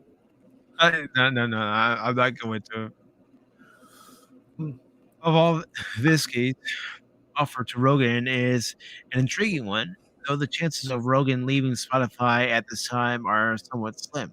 In theory, Rogan would have to refuse to bow down to Spotify's demands, at which point the company would fire him rather than face an even stronger canceling wave of advocates on the left. If that happened, Rogan would probably nab quite a hefty payout and simply take his business elsewhere. Spotify does not produce the Joe Rogan Experience podcast series, instead, enjoying exclusive broadcasting rights. The tossing of Rumble's hat into the ring is a signal that alternative tech platforms are ready to capitalize on corporate cowardice. And there's It's Gina corporate Carano. stupidity. This is nothing new. It began largely when actress Gina Carano was fired from the set of Disney's The Mandalorian, at which point conservative media outlet The Daily Wire immediately picked picked her up and offered her a movie deal, with the overwhelming majority of the country reportedly sick of cancel culture. This trend will grow. Well, of course. I mean, that's why people are rejecting woke series left and right. Look at Batwoman. That's been canceled. There's another CW series that was also canceled too. That woman finally got the axe, huh? Okay, I stopped caring, so I didn't hear that. Yeah. If Rogan were to jump ship to Rumble, it would have massive ramifications that would significantly shift the balance of media power in the other direction. This is one of the reasons why embattled and disgraced outlets like CNN and MSNBC, whose ratings have tanked, want nothing more than to see Rogan banished into non existence. However, Rogan's following dwarfs these networks combined and has helped signal a massive shift in public opinion over access to and consumption of information. Trust in media is at an all time low, which is why the public has taken largely to alternative sources, one of which is the Joe Rogan Experience. It also says it's doubtful the deal will ever see the light of day, but stranger things have happened. Regardless, the act of deplatforming any voice that does not parrot the religious orthodoxy of the extreme radical left will only serve to embolden and strengthen its own adversaries, which is a good thing. Rogan recently made a boo boo when he issued an apology over a leftist compendium hit piece featuring the celebrity using the N word over the course of the years. However, Rogan's use of the word fell within the context of quoting other sources, including rap lyrics which feature a racial slur prominently. Rather than apologize to the mall, which is akin to throwing Trump into a shark tank, Rogan should have simply explained that his use of the word was contextual as opposed to antagonistic, and simply left it at that. Now, both he and Spotify CEO Daniel Ek have given the left the incentive they need to press the attack. The attempt to paint Rogan as a racist is a transparent farce, and it speaks to the hypocrisy of a leftist establishment that would never think of throwing the same amount of shade at, say, current US President Joe Biden, who also uttered the N word in the past in similar Multiple circumstances. times. Rumble paints itself as a free speech platform, which is slightly dubious label. However, it's safe to say that Joe Rogan would not face even a fraction of the ridiculous censorship and suppression being pushed by large corporate behemoths in the back pocket of the Democratic Party. Goes on to say 2022 will continue to be a pivotal year for the cultural wars, with more and more people realizing that the left are not in fact interested in fighting racism, bigotry, or whatever phobia, and are instead focused on browbeating their points into silence, all for the sake of a power grab. And then this is, come on, this is a letter by Rumble CEO. Again, you can click on the link that I've provided in the chat if you want to read it. With companies like Rumble now, Rumble gaining new viewers and users every day while tossing out $100 million deals to highly influential culture voices, it's safe to say that the left no longer have the same stranglehold on information that they had even 6 months ago. Expect the trend to continue, especially after the midterm elections in November, which are predicted to skunk Democrats and shift in the angle of political discussion in the country. So, what's your take on this? Well, I don't think Joe Rogan has any real anything to worry about. I don't think Spotify would be insane enough to actually give in to the mob, because if you do any research, of course, you see that the mob is a small, very loud minority of the population. And there's no way Spotify is going to get rid of 11 million viewers. Okay? They're not going to do that. They're not going to bring or get rid of something that brings in someone who brings in 11 million viewers a show. That would be stupider than what Disney did to Star Wars. Yep. I don't think that's going to happen. I do not see that happening. Just like Netflix refused to get rid of David Chappelle's special, despite the ringing of the LGBTQ community. They're not going to do it. Companies right now are starting to go, wait a minute, this is stupid.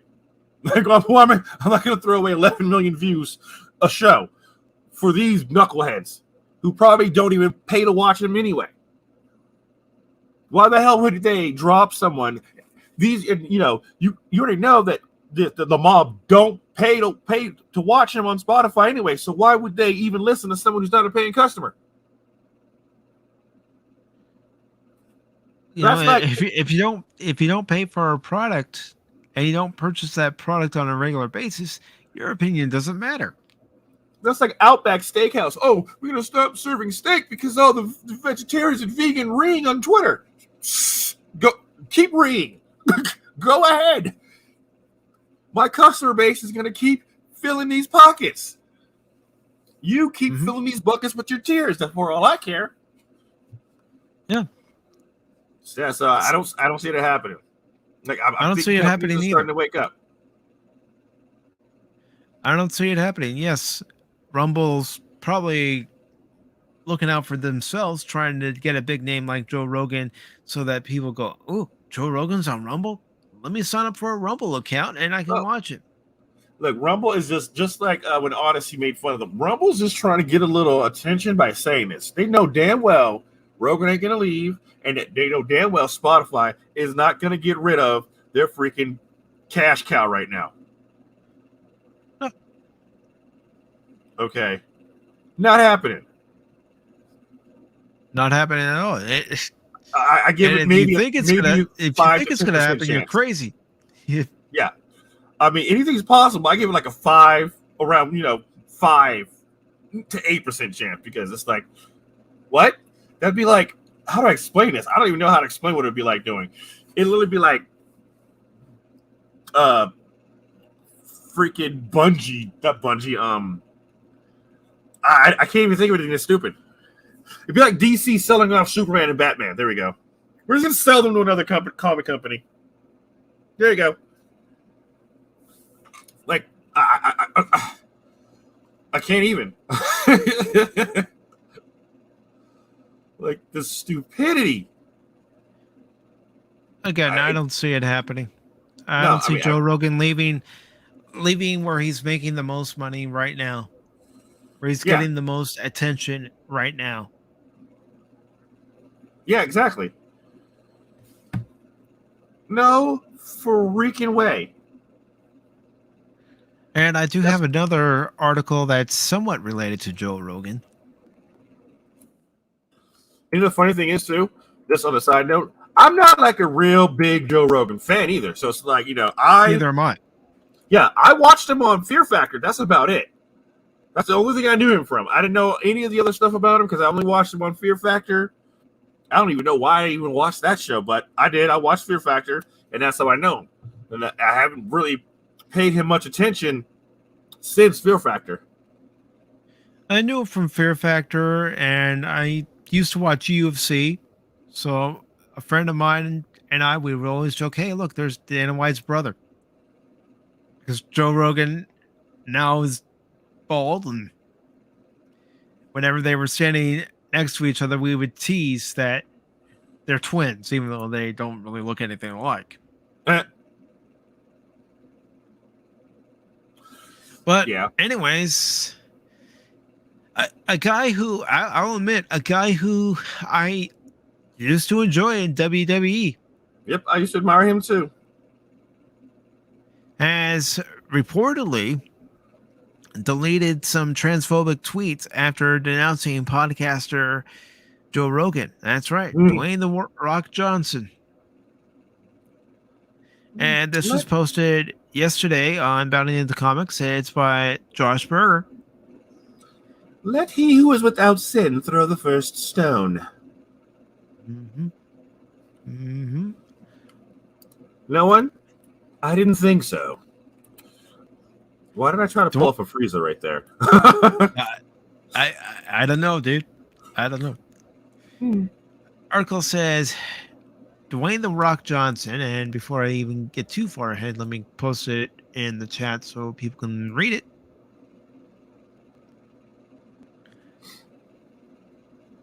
At least I'm not doing what I did earlier.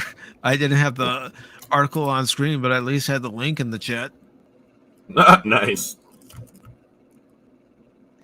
All right. So it says Dwayne The Rock Johnson has silently and quite hypocritically deleted a transphobic tweet after initially supporting Joe Rogan amidst the ongoing Spotify controversy, and later denouncing the podcaster for his use of the N-word in the past.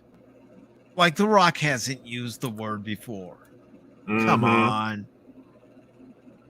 In a tweet responding to writer and left-wing activist Don Winslow, Johnson apologized for throwing his support behind Joe Rogan, claiming that he was not aware of the podcaster's use of the N-word and calling this particular realization a learning moment. Oh, please. You just don't want to lose your payday in Hollywood. Winslow's original tweet read, "Dear The Rock, you are a hero to many and using your platform to defend Joe Rogan, a guy that used and laughed about using the N-word dozens of times is a terrible use of your power. Have you actually listened to this man's many racist statements about black people?" Asked the disgruntled writer. Well, he's disgruntled, so there's a red flag right there. Writer, as he concluded the tweet directed at Dwayne Johnson. Thank you so much for this. I hear you as well as everyone here 100%, as I was not aware of his N-word use prior to my comments, but now I've become educated to this complete narrative. And there we go. And here we go. Yep. Yeah, the Joker. Yes, indeed. Yeah.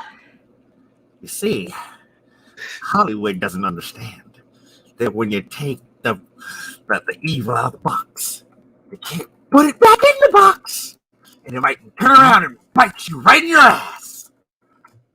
Yep. And again, that word, the narrative. I'm only mentioning it because it's going on right now, and I'm gonna admit I've watched the video from people that have shown the videos. Which video? What's going? The trucker convoy up in Canada. Oh, I mean the Freedom Nation. Yes. The media's painting it one way. You're watching Comedians making us look bad. Or Canadians making us look bad. But, the media is painting it one way. Yet you're watching these live feeds and you're seeing the true story. Yep. And I'm tired of it, man. I'm tired of it. I know I said I wouldn't get political on this channel, but I have to bring this up because I am tired of it. Mm-hmm. And I do want to say hello to Jay from Sci-Fi Nation. Welcome, brother. Hello, indeed. Yep.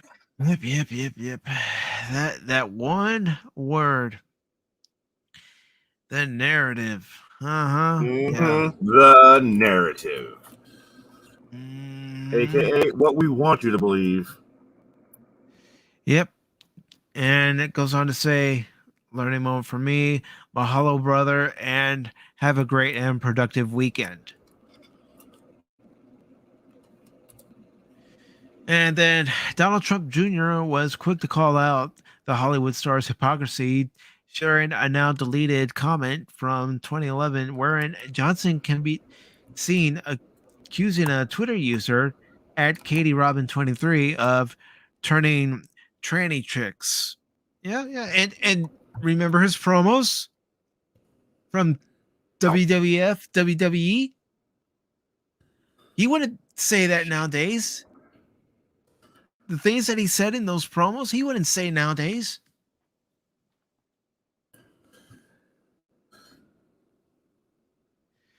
All right. It says, what is this transphobic violence? Initially wrote Trump Jr., retweeting Johnson's unearthed comments and questioning his use of a term the transgender community deems as transphobic.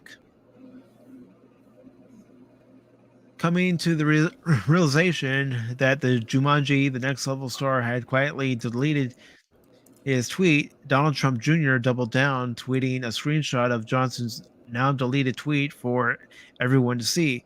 Wow, The Rock, you can't just try to quietly delete transphobic attacks without giving a groveling apology and expect to ever work in Hollywood again, wrote Trump Jr., adding, do Under Armour, Ford, Apple, Netflix, and the rest of his sponsors, partners agree with this hateful rhetoric?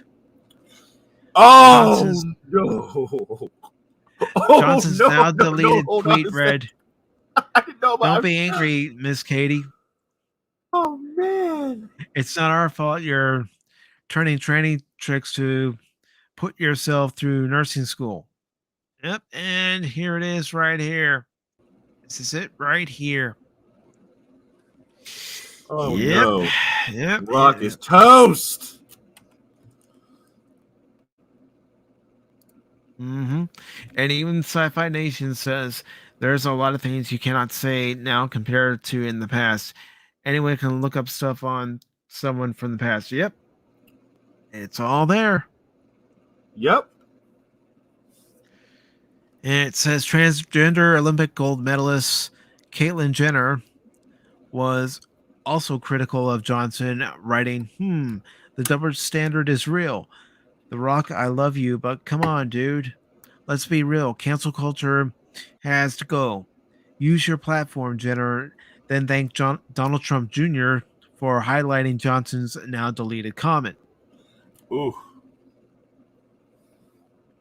In the comment section of Dwayne Johnson's apology tweet, other public figures have called out the actor's hypocrisy, sharing videos that reveal the former professional wrestler's own history of transphobic and racist comments. Yeah, it's like I said. Mm-hmm. You and I and other people we know would watch WWF, WWE back in the day, and there were multiple times. Yeah. We thought nothing of it because of the times. Yeah. All right. So it goes on to say a clip that sees Johnson doing a racist impression of the Chinese language during his professional wrestling days. Yeah, I remember that. was shared by political commentator Mike Kornovic. Yeah, there's Microsobic? Oh no. Okay.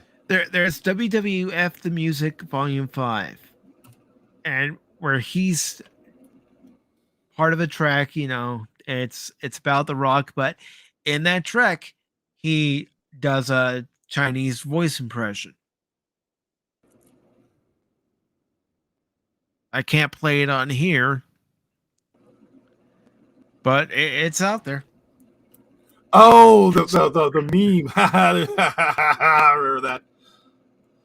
Mm-hmm. Senior editor at Human Events, Jack Posobiec, sorry. Yeah. I know. I corrected myself. That's why I was like, Jack Posobiec? What did he say? Jack Posobiec shared a more recent clip of the hypocrite Hollywood star where Johnson calls fellow former pro wrestler John Cena a bloated transvestite Wonder Woman ready to fight crime. Yeah, that was back in their promos leading up to, I think it was either WrestleMania 28 or WrestleMania 29, where they were feuding. Nobody batted an eye even 10 years ago about it. It's just good old shit talking. Yeah. You can't even shit talk? It's a wrestling promo. That's what it was. You can't even shit talk each other now? What has come of this world?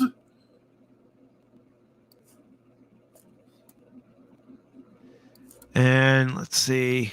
Sci-Fi Nation says, funny how Jenner didn't complain when, yeah, true. What did he say? Funny how Jenner didn't complain when he was known as Bruce.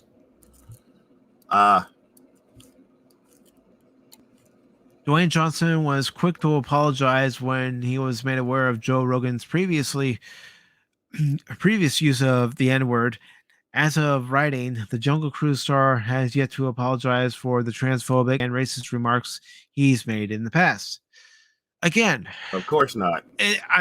I'm not trying to defend The Rock here, but I'm trying to give a point of view of where it was coming from. That was a wrestling promo. The Rock was a brash character who said what was on his mind, who would say things about the other wrestlers to either get the fans applause or get the fans heat and build up the rivalry. Again, I'm not trying to make an excuse. I'm trying to give some context to it. Well, I mean, I do agree, because that'd be like getting mad at an actor, for stuff he said on camera, because pretty much we all know wrestling was acting anyway.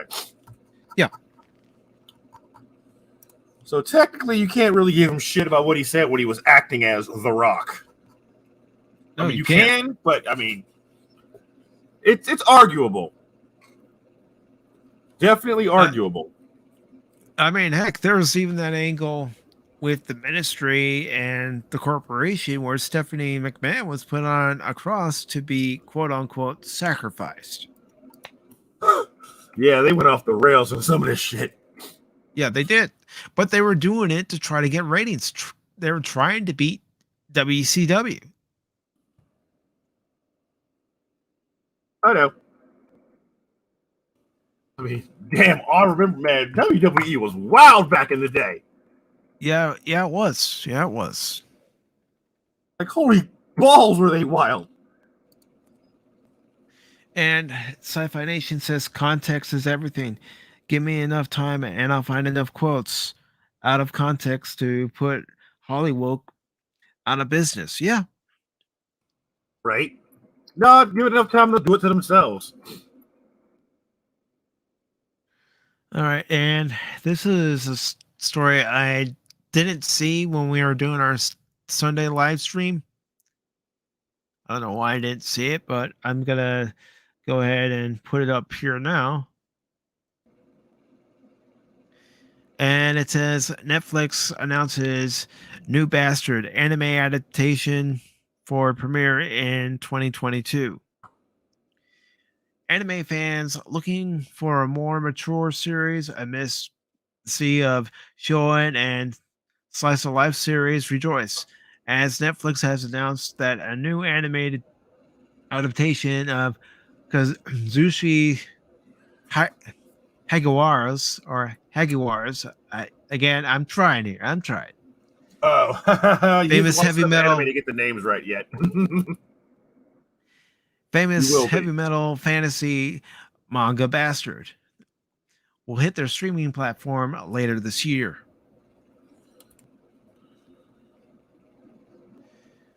Its existence revealed alongside its first key visual, the upcoming Bastard anime will be directed by Takaharu Azaki, Goblin Slayer, Nice.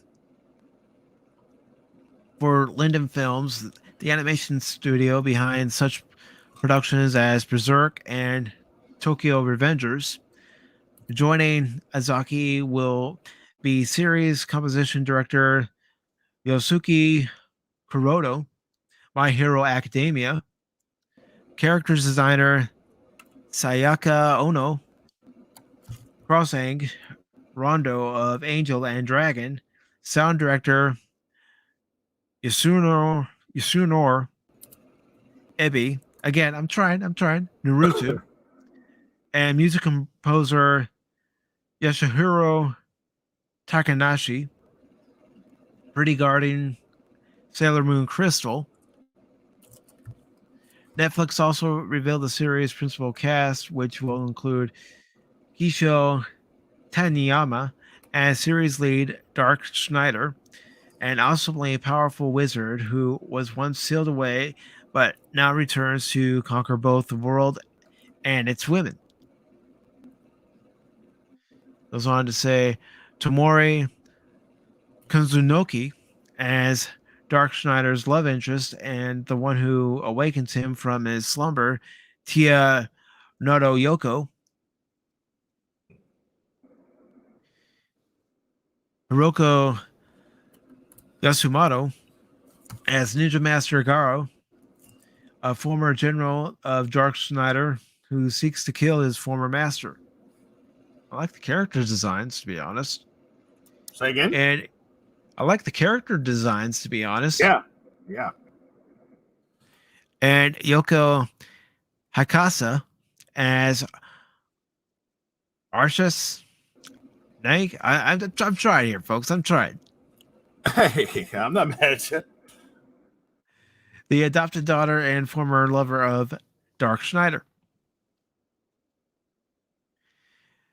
Debuting amongst the pages of Weekly Show and Jump in 1988, Bastard sees Dark Schneider reawakened after years of imprisonment, summoned into the body of a 14-year-old by the priest of the kingdom of Metallicana.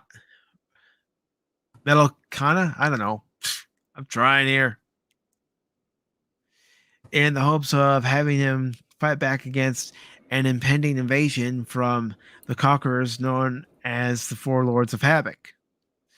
In a bizarre twist, though the series begins as a dark fantasy story akin to Berserk, it has slowly evolved over time into something more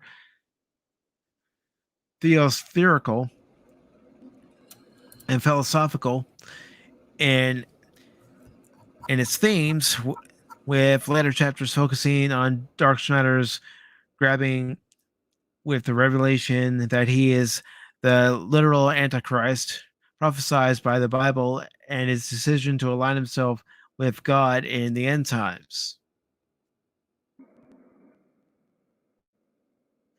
To date, over 30 million copies of the manga have been published, despite the series having been on hiatus since 2010. While Netflix Endeavor will be the first serial anime adaptation of Bastard, the series was previously adapted into a 6-episode OVA in 1993. A special live stream presentation wherein more details about the series will be revealed by Ozaki and the series cast is set to air on YouTube and Billy on February 10th. So that's coming up tomorrow. Are you excited for a new Bastard anime adaptation? Let us know your thoughts on social media or in the comments. Indeed. Mm-hmm. And I do want to say hello to Spock's Friday Nights. Hey, Hello. hail Spock. Hello, Vulcan. Yes, I am human. I have the lobes. I just don't have the profit. Right. And Sci-Fi Nation says, "Oh, poor anime character doesn't know his daddy." Oh, Oh, ouch. Sci-Fi. Wow, Someone went talk straight about throwing that fastball. Someone went straight for the feelings to inflict maximum emotional damage. Yeah, I'd say so. Like, damn, that ain't even right. So That's one of those, bruh. You really got to hit him like that hard. You know, you really got to hit him there. let me ask you this, TK. Since on this panel tonight, you are the anime expert. I am just the Padawan. You are the master. So Okay. Would this officially be called an anime because it's being produced in Japan? Yeah, even though Netflix is picking it up. The way it goes is an anime is created and produced in Japan. So Netflix has done this a lot. Remember I showed you Seven Deadly Sins? Yeah. That's a manga that was turned into an anime in Japan, but Netflix still slaps Netflix original on it. I'm like, Netflix, why are you lying? You know?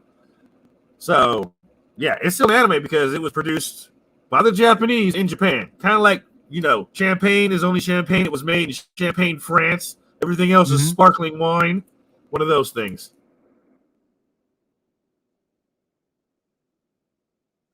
Yeah, but and even sci-fi.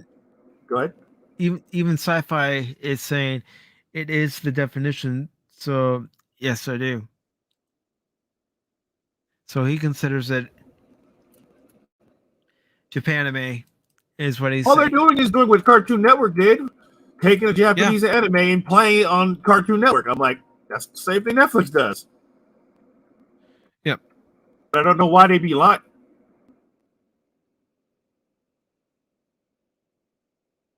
Oh, lying talking about it's a Netflix original. Like, why are you lying? Straight because up they want lying. They want the cred. They want the street cred. Huh.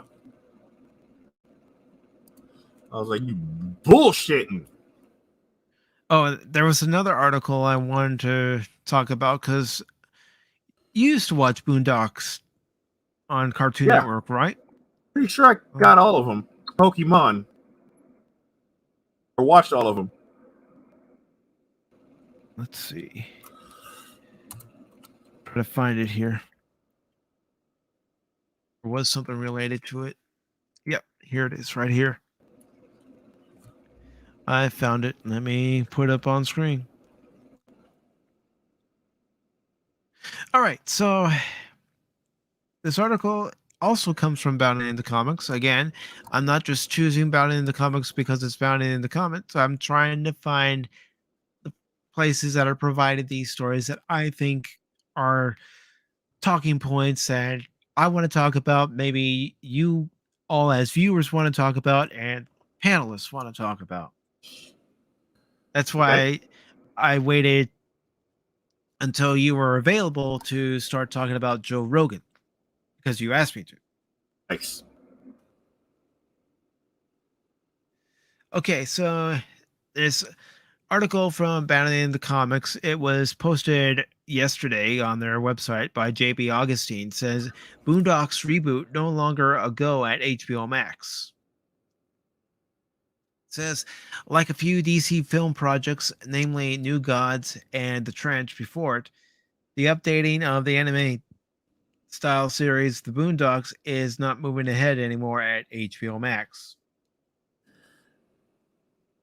Goes on to say, star Cedric Yarborough spilled the beans of this letdown for the show's fans in an interview with One-on-One with Deuces, where he explained Sony Pictures Television pulled the plug after hitting pause on the project in 2020. I hate to say this, but the show is right now not coming back, Yarborough said. I don't know if this is breaking news, but we've been wanting to do the show. Goes on to say he continued on and addressed Sony's decision, and Sony, they decided they're going to pull the plug. So I don't know, he added. Damn, that Hopefully, sucks. yeah. Hopefully, maybe one day we'll be able to revisit. If we don't, then that's what it is. But I wish the show was coming back. The Boondocks revival was announced in 2019 by HBO Max as a flagship animated program coming soon to the platform. Its plot would have involved youths Huey, Riley Freeman, and their granddad Robert dealing with modern issues in a new idyllic community in Maryland. The family unit's newfound peace of mind in their new neighborhood was to get disrupted by Uncle Ruckus and his takeover of the area. COVID put a hold on plans for the reboot, as it did so much more. And after waiting out for a year and a half, Sony obviously changed their minds, even though the demand from the fan base is reportedly there. So again, that to me, that doesn't make any sense. If there's demand for the product from your consumer base, if you want to call it consumer base or fan base in this case, then why not go ahead with it? Yeah, I got nothing on that one. It's like supply and demand. You know, if Yeah. there's a product out there and there's not enough of it to meet demand, what are you going to do? Well, you're going to manufacture more of that product so it can meet the demand. Pacific, you're making one big mistake right now. I know we're talking about Hollywood. I know we're talking about Hollywood. I'm like, bruh. The fight was over where you're like, logically, why would you do what? They don't make sense. Exactly. I can't help but think with logic. I'm sorry. Yeah. The logical part of me comes in there and says, Captain, this is not logical. Indeed. But you know, what can you do, man? I can't help it. Okay, listen. When you want to understand how Hollywood makes decisions, okay, you want to get in their mindset, this is what you gotta do, okay? You gotta go and drink an entire bottle of vodka, okay? You have to bash your head into the nearest wall 5 times. Then make a decision. Then you'll know what it must be like to think like a Hollywood exec. Yeah, but I don't want to think like a Hollywood exec. I mean, my bad. Understand why they do what they do. There you go. And I'm inviting Sci-Fi Nation to the stream. So give me 1 second.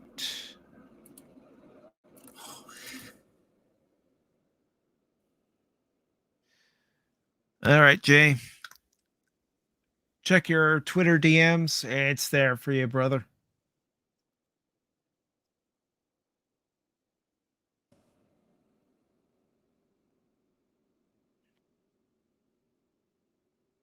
So the article continues by saying COVID put a hold on plans for the reboot, as it did so much more. And after waiting it out for a year and a half, Sony obviously changed their minds, even though the demand from the fan base is reportedly there.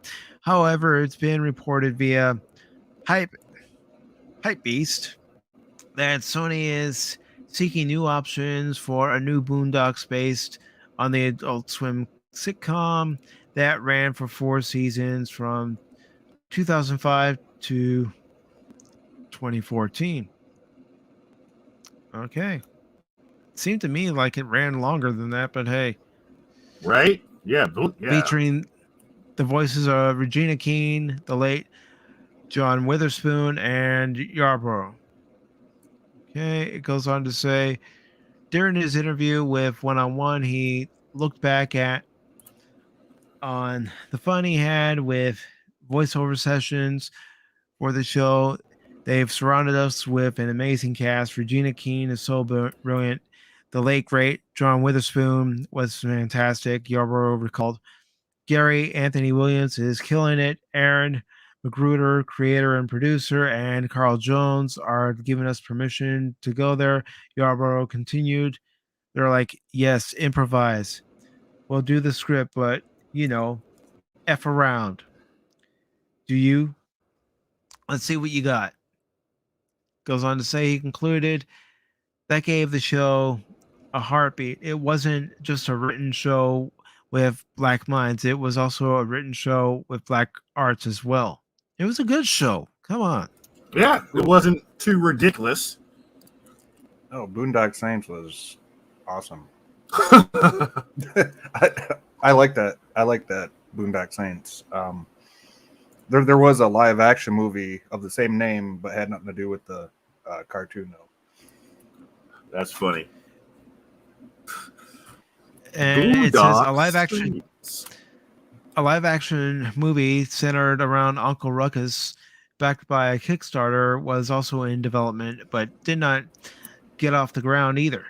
Its campaign raised. Go ahead, Sylvain. Can I just interject real quick? Probably because Hollywood did a movie called Boondock Saints that had nothing to do with this cartoon before this cartoon ever came out. I'm surprised the cartoon didn't have to pay royalties or buy the license to use the name. Yeah, with the way Hollywood is. And if that's the case, maybe there's some stipulation between cartoons or something like that. But if they're doing a live action, they might have ran into licensing problems because of the name. Because Boondock Saints by itself is already a live action movie. Yep. Well, I mean, I would think more that goes like Boondock and Saints, because Boondock is like the name of like a geography. That'd be like someone trying to, copyright mountains. It's like, you can't copyright mountains. No, you can't. But you can copyright the name of a specific movie. Boondock Saints, those two words together, I can see saying yes. But the Boondocks, that's like someone. Oh, the Boondocks. No, yes, that's what the show's called. Probably the Boondocks. But that's like someone copywriting the ocean. What? But you can copyright oceans with a number. See, I always thought the cartoon was called Boondock Saints. No, it's called The Boondocks. Oh. See, as in, they move. More out to the boonies. Yeah, I know. It's. I get it. Okay. No, I seriously thought that was actually called Boondock Saints, was the cartoon name. Oh, the movie's called Boondock Saints, and what's it called? The show just called The Boondocks. Huh. I guess I just always thought it was called that. I guess. I think it's a pun kind of on them growing up in the Boondocks and then moving to the big. Oh, that's a raptor. The city. Yep. Some of the stuff them kids get into. Mm-hmm. And then old Gramps. Who voiced Grandpa? It was somebody like halfway famous. Yes, Witherspoon. Or what's his name? Oh shit! We were just talking about him. I'm trying to find the paragraph. I feel so bad. I forgot his name. John Witherspoon. Yeah. Okay. There we go. Holy crap! He was in Dopey and Minutes in South Central while drinking juice in the hood as well. Mm-hmm. Yep. I mean, he was a good actor. Oh yeah, he was hilarious. But yeah, that's unfortunate that Sony's the one that pulled the plug on the Boondock Saints revival, and well, I'm kind of almost glad they did, to be honest with you. Yeah, I don't think I could have stomached that show in modern age. Yeah, because if you think about what the cartoon was all about back when it was out, I mean, my missus still watches it all the time, so it's playing in the house at least 2 or 3 times a week, and I approve. and you know, just to hear a modern twist on it, it'd be like, The thought of it makes me want to vomit. I'm like, you know what they're gonna do? They're gonna woke it up. Mm-hmm. It's not woke enough. it Now literally it's all about does. BLM and all this bullshit. I'm like, nah, fam, nah. I was literally gonna say Barfsville, and then you said that, so yeah. Like, nope, I'll pass. Yep. I'd rather eat shit soup with a shit sandwich than watch that kind of shit. That's a whole lot of shit. Yep, and you know, with the stories I've read, it definitely emphasizes the fact that Hollywood has no new ideas. They keep going, oh, let's go back to the old thing over here. Let's put a new cover on it and say, this is new. Meanwhile, the old engine is still inside. It hasn't been worked on. And when they do work on it, they put in parts that aren't compatible. I want to beg to differ a little bit, Pacific. I think there are lots of great new ideas out there. The problem is just like with anything nowadays, you have the establishment running things, right? Yeah. So you have this established set of studios, blah, blah, blah. Yes, there are independents. You can be an independent creator, but you're not going to get the exposure like if you went to Hollywood or whatever, right? So yep, I'm going through that problem myself. You go to Hollywood and you got this great, fantastic idea. Everybody you talk to is just like, yeah, do it, right? Yep, that's where I am right now. And even if it's people, see, here's my thing. Take it to people that might not even like you that well. Because if they like it, then you know you have a halfway decent shot of doing it, right? Mm-hmm. So you take it out there and they shut you down and they say, no, we can't because of this, because of that, blah, blah, blah, that. It's sickening. It's just as sickening as the rest of the stuff going on in this country. So it, you know, as far as like establishment type stuff goes. I agree. That's just my take on it. I mean, Your I don't know. opinion is very accurate. I've been dealing with it for several years now. I mean, Pacific, you know, obviously I'm not here to step on your toes, but I mean, I know you're not. If you have, you know, feel a different way about it, then, you know, obviously let me know about it, man. No, the thing about it is when I have these pop talks or anything else where I have a panel, I'm willing to let people come on here and express their opinion. Even if I don't agree with it, I'm still going to let them express their opinion. Why? Because I'm an adult and I'll listen to their point of view. Maybe hearing their point of view on something will make me realize, you know, I didn't think about that. Very wise words. That's the way I try to be with mine as well. Sometimes I do my really late night streams that get off the rails, but you know, for the most part, you know, I that's what I try to do as well. Like with me and the people I associate with, I pretty much have the exact same views as Jeremy from Geeks and Gamers. I don't expect everyone that I work with to have the same opinion, but I expect us to be able to talk and, you know, go on about our business. Yeah, let's sit down like adults and have a conversation. Yep. Yeah. And, you know, myself, I'm just going to throw it out there as a left-leaning progressive. I 100% wholeheartedly agree with that. I think it doesn't matter if we're talking about Hollywood or whatever else. There is just way too much division. As soon as somebody hears something they don't like, then they tune it out. They're la la la la, right? And they just tune it out. So, and that's something we need to get over. Yep. We need to put the people that are saying, "Oh, you can only be this way, that way." No, we can be different and have conversations. Indeed. Exactly. And I do have something I'm going to play later to lighten the mood, but maybe I'll go ahead and play it now because there is somebody who does have a question. So I'll let that I'm gentleman going. ask the question. So here we go. Excuse me, I'd just like to ask a question. What does God need with a starship? There. Wait, A what? little laughter. What is happening? A small clip from Star Trek V. What does God need with a starship? Right? That was a really good question. Yep.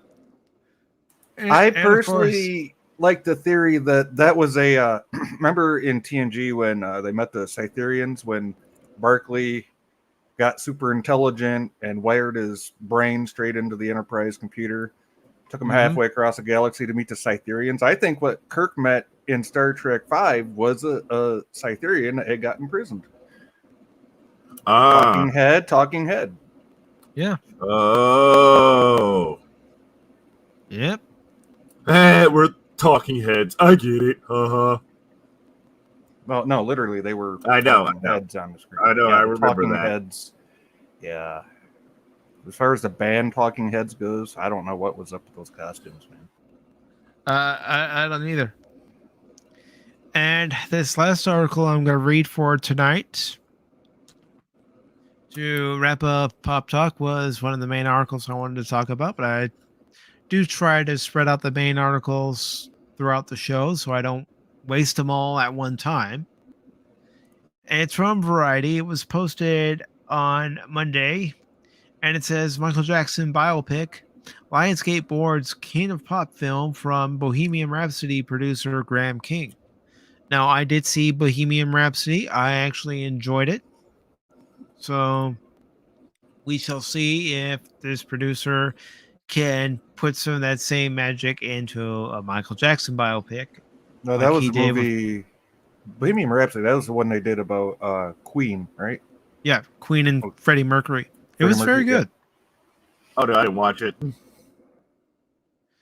it says Lionsgate will distribute a new Michael Jackson biopic that will be produced by Bohemian Rhapsody's Graham King. The film is being made with the cooperation of the Michael Jackson estate, which may impact how it deals with multiple allegations of child sexual abuse that were brought against the King of Pop over the course of his career and following his death in 2009. And let me real quick go ahead and post a link in the chat before I get too far ahead. Second. There we go. All right. So it says, entitled Michael, the film will be produced by King, who mined similar terrain with Freddie Mercury and the co-executors of Michael Jackson's estate, John Branca and John McClane. The screenplay is by three-time Oscar nominee John Logan. And if that name doesn't sound familiar, John Logan was part of writing, I believe it was Saving Private Ryan, but he was also one of the writers for Star Trek Nemesis. Oh, Nemesis. The movie that I personally believe has the greatest starship battle in the history of Star Trek movies. Oh my God, it's so good. Yep. And it goes on by saying King and Logan previously collaborated on Martin Scorsese's The Aviator. Lionsgate will distribute the film worldwide.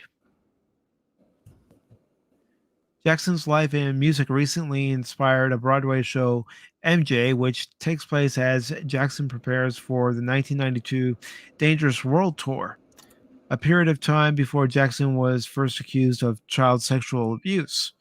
Jackson denied those allegations and settled the accuser's civil lawsuit. He was later tried of child molestation in 2003 and found not guilty of all counts. The singer died in 2009 at the age of 50 and always maintained his innocence, but his legacy continues to be clouded by the claims. A 2019 HBO documentary, Leaving Neverland, included a new series of allegations from choreographer Wade Robson, and former child star actor James Safechuck, both of whom had documented relationships with the late singer since childhood. According to a press release announcing the distribution deal, Michael will give audiences an in-depth portrayal of the complicated man who became the king of pop. It will bring to life Jackson's most iconic performances as it gives an informed insight into the entertainer's artistic process and personal life. I am very excited that Lionsgate will be a part of this epic film and thrilled to be working with Graham, who has proven success in telling iconic life stories from Bohemian Rhapsody to Ally. When combined with John, we couldn't be in more extraordinary hands, Drake said. King added, I first met the Jackson family in 1981, and I'm humbled to bring their legacy to the big screen. Sitting at Dodger Stadium watching the victory tour, I could never have imagined that nearly 38 years later, I would get the privilege to be a part of this film. Ever since Michael was little as a member of the Jackson 5, he loved the magic of cinema, said Katherine Jackson, the singer's mother. As a family, we are honored to have our life story come alive on the big screen. Jackson's list of pop hits include Billie Jean, Beat It, Thriller, The Way You Make Me Feel, and The Man in the Mirror. He is one of the best-selling singers in music history, with estimated record sales of over 400 million. Also, let's not forget his ties with Sega and the fact that they had the Moonwalker game for I the actually Genesis played that. and the arcade. And supposedly, even though he's not credited in the game, there's a rumor that he did the music for Sonic 3. Who did? Michael Jackson, being a What's- big Sega fan. What music? That's the game's music, the music that you hear throughout the game. Michael Jackson supposedly wrote the music, and Sega, Huh. Okay. and that's why Interesting. on compilations you haven't been able to find Sonic 3 recently because there's some legal battles. But supposedly, with a new Sonic collection coming out next year, or actually, I think it's this year now, that Sonic 3 is supposed to be on there. We'll see. Huh. Yeah, I was gonna say we have the Sega collections on Game Pass, and yeah, I'm pretty sure 3's not in there. I mean, even the last Genesis collection compilation that I bought for the PS3, it didn't have Sonic 3 on there. I do have a Sonic collection that has Sonic 3 on there. I might stream it one of these days just to, stream it for old time's sake. Yeah, nothing wrong with retro gaming. No, not at all. TKM knows I like to do retro gaming. Oh yeah. But That's yeah, for what do you sure. guys Well, what do you guys think? Would you go see a Michael Jackson biopic? I don't know. I was Go ahead. born in '76, so I grew up in the '80s, right? So Michael Jackson was obviously one of the big stars then, right? I mean, heck, I even had one of the Thriller jackets growing up. So, I mean, yeah, I would watch it.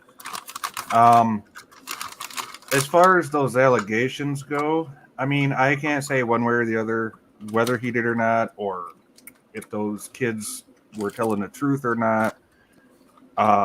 Money is a very powerful motivator, so they may not be true. Maybe the parents were like, hey, go get you some of that money, right? So, I mean, I don't know.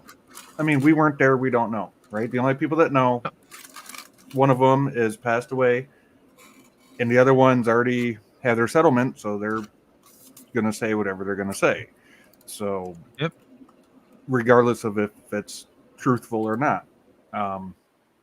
Me personally, I would like to think no, just because of how him and his siblings grew up, which is a well-documented story.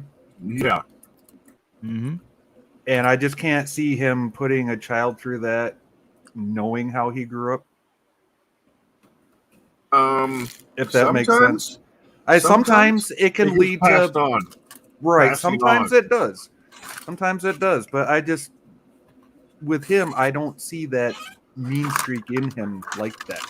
I mean, you know, it might not be that's out of just- meanness. It might be out of genuine love, bro. Like, you know, child abuse fucks people up badly. Like, look at how many child stars have gone off the rails. Just, you know, the numbers say a lot.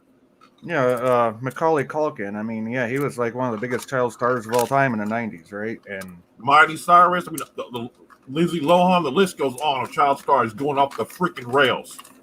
yeah. Mm-hmm. Fame plus child abuse equals unpredictable behavior. Especially with that kind of money. I see what you're saying. You know, Yeah. I do see what you're saying. So that's when these allegations are coming up, and frequently, and the people describing how Michael Jackson acted in private, I'm like, that dude's off his rocker. Whoa. All right. I see. I like to see the best in people. I think that's one of my flaws. And Oh, gotcha. you know, I'd like to think that by some small chance, he just saw these kids and he was like, let me do for them what I never had growing up. Yeah, that's not usually how that works, especially with child stars. See, the people who suffer that kind of psychological child abuse, who grow up and act like thing like that, they're usually poor, and they have to struggle and overcome despite the trauma. People who go through that and then have a pretty, we'll say, lavish lifestyle, they usually go off the fucking rails. Right, because they had all that abuse and whatnot, and then all of a sudden they've got all this money, and they don't know how to deal with themselves, with their newfound fame, their wealth, let alone social situations, because you know they didn't have much of a social situation growing up if they were stars. So the accusations actually kind of, I'm like, some of that shit actually kind of adds up on a chalkboard. It kind of makes sense. I'm like, oh God. Which I do. I do see your point. I guess I just not to quote a Star Trek philosophy here, but I like to see the better part of humanity in people. Yeah, but there was just cold, but there's a hard realism truth too of reality. Yeah, there is a realism to it as well, which is why I understand where you're coming from. Yeah, trust me, I was shocked too when I heard. I was like, then I started hearing people in interviews like, this is how he behaved. I'm like, oh God, that really adds up now. I mean, it's bad enough he has the allegations. Yeah. He did beat criminal charges, although he did pay off in a civil suit, which I could understand why, though. A civil suit can drag out for years and years and years and years and years. And you're just going to wind up paying out more in attorney fees than you would have paid the person to go away to begin with. Right? So that kind of makes sense, paying off a civil suit. But,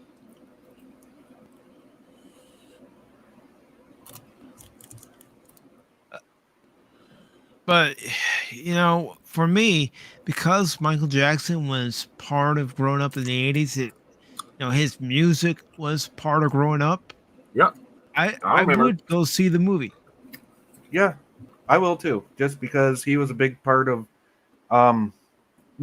music in my life growing up. Like I said, 1980, I was 4 years old. So, of course, I was listening. Obviously, he had been a star since the 70s.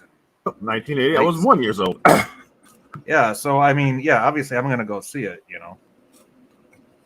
Well, not go see it, but I'll watch it. I mean, again, I'm basing this off what I saw with Bohemian Rhapsody, but if they can put some of the same touches they put in that movie into a Michael Jackson film and make it seem like whoever the actor is, and of course it is up to the actor themselves, but make it seem like that person is Michael Jackson. You're not looking at an actor trying to be Michael Jackson, but that actor becomes Michael Jackson. Like the Right. You actor. need a really good character actor to do that. Mm-hmm. Yeah. Understatement. Especially for Michael Jackson, of all people. Yeah. But the actor who portrayed Freddie Mercury, he got into the role so well. Between him and the makeup and everything, you really believed he was Freddie Mercury for those moments he was on screen. Hear me out on this. Okay. But you know who Sacha Baron Cohen is, right? Yeah. Yeah, he had the Ali G show. He did the Borat movies. Oh, yeah. I could so see him playing Freddie Mercury.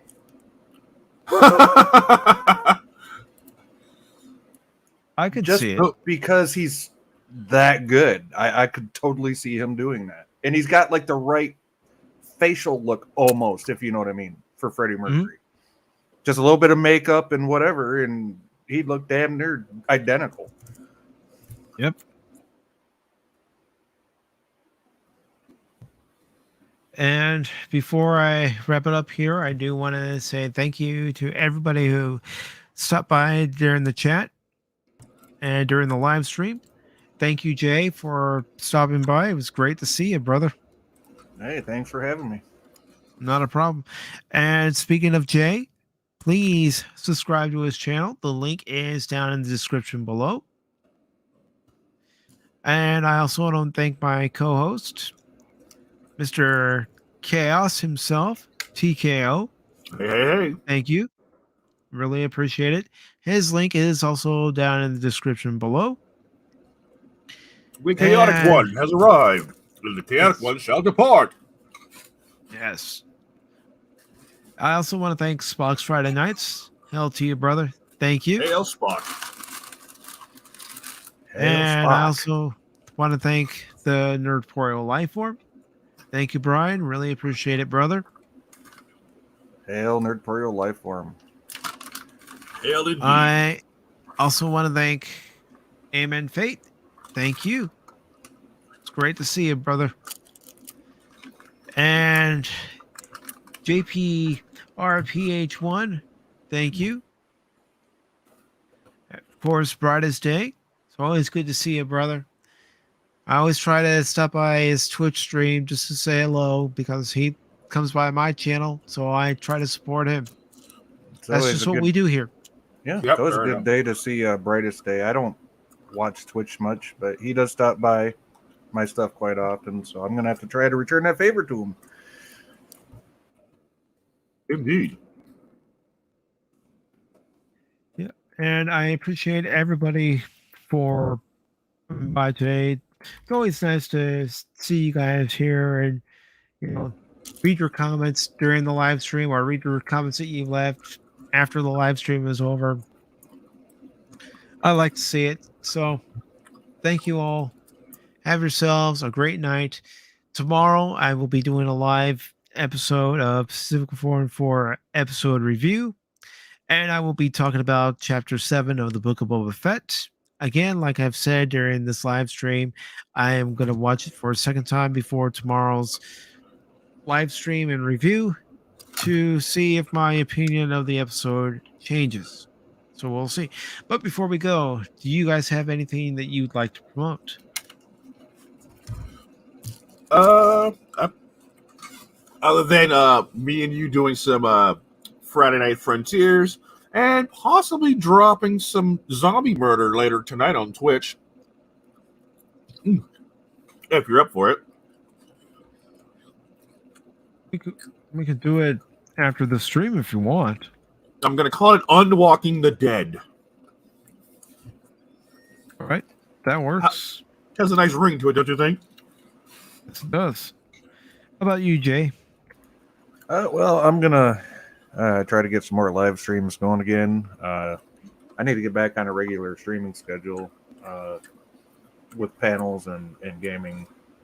Also, I am going to be putting out some more reviews and that type of stuff, or just my own little take on stuff. So, keep an eye on the channel and watch for that stuff to come out. Also, I don't know if you guys know who Captain Cockney Spock is, but I like to go over to his channel, get up on panel with him.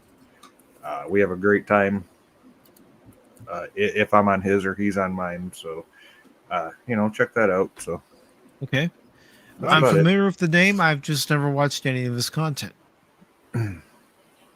He might seem a little harsh in the beginning, but that's just him. I mean, it's not him coming off that way to anybody personally. That's just his kind of his personality, right? So, Yeah. But- It's his makeup. It's who he is. yeah. And trust me, it took me a while to break through to him too. So you guys don't worry if he sounds a little harsh when you listen to him. So. And on that note, I'm gonna go ahead and wrap it up. And how well do I know this ship I call Pacific414? Well, I'll tell you right now. I know this ship like the back of my hand. Good night, everybody. Hey, good night.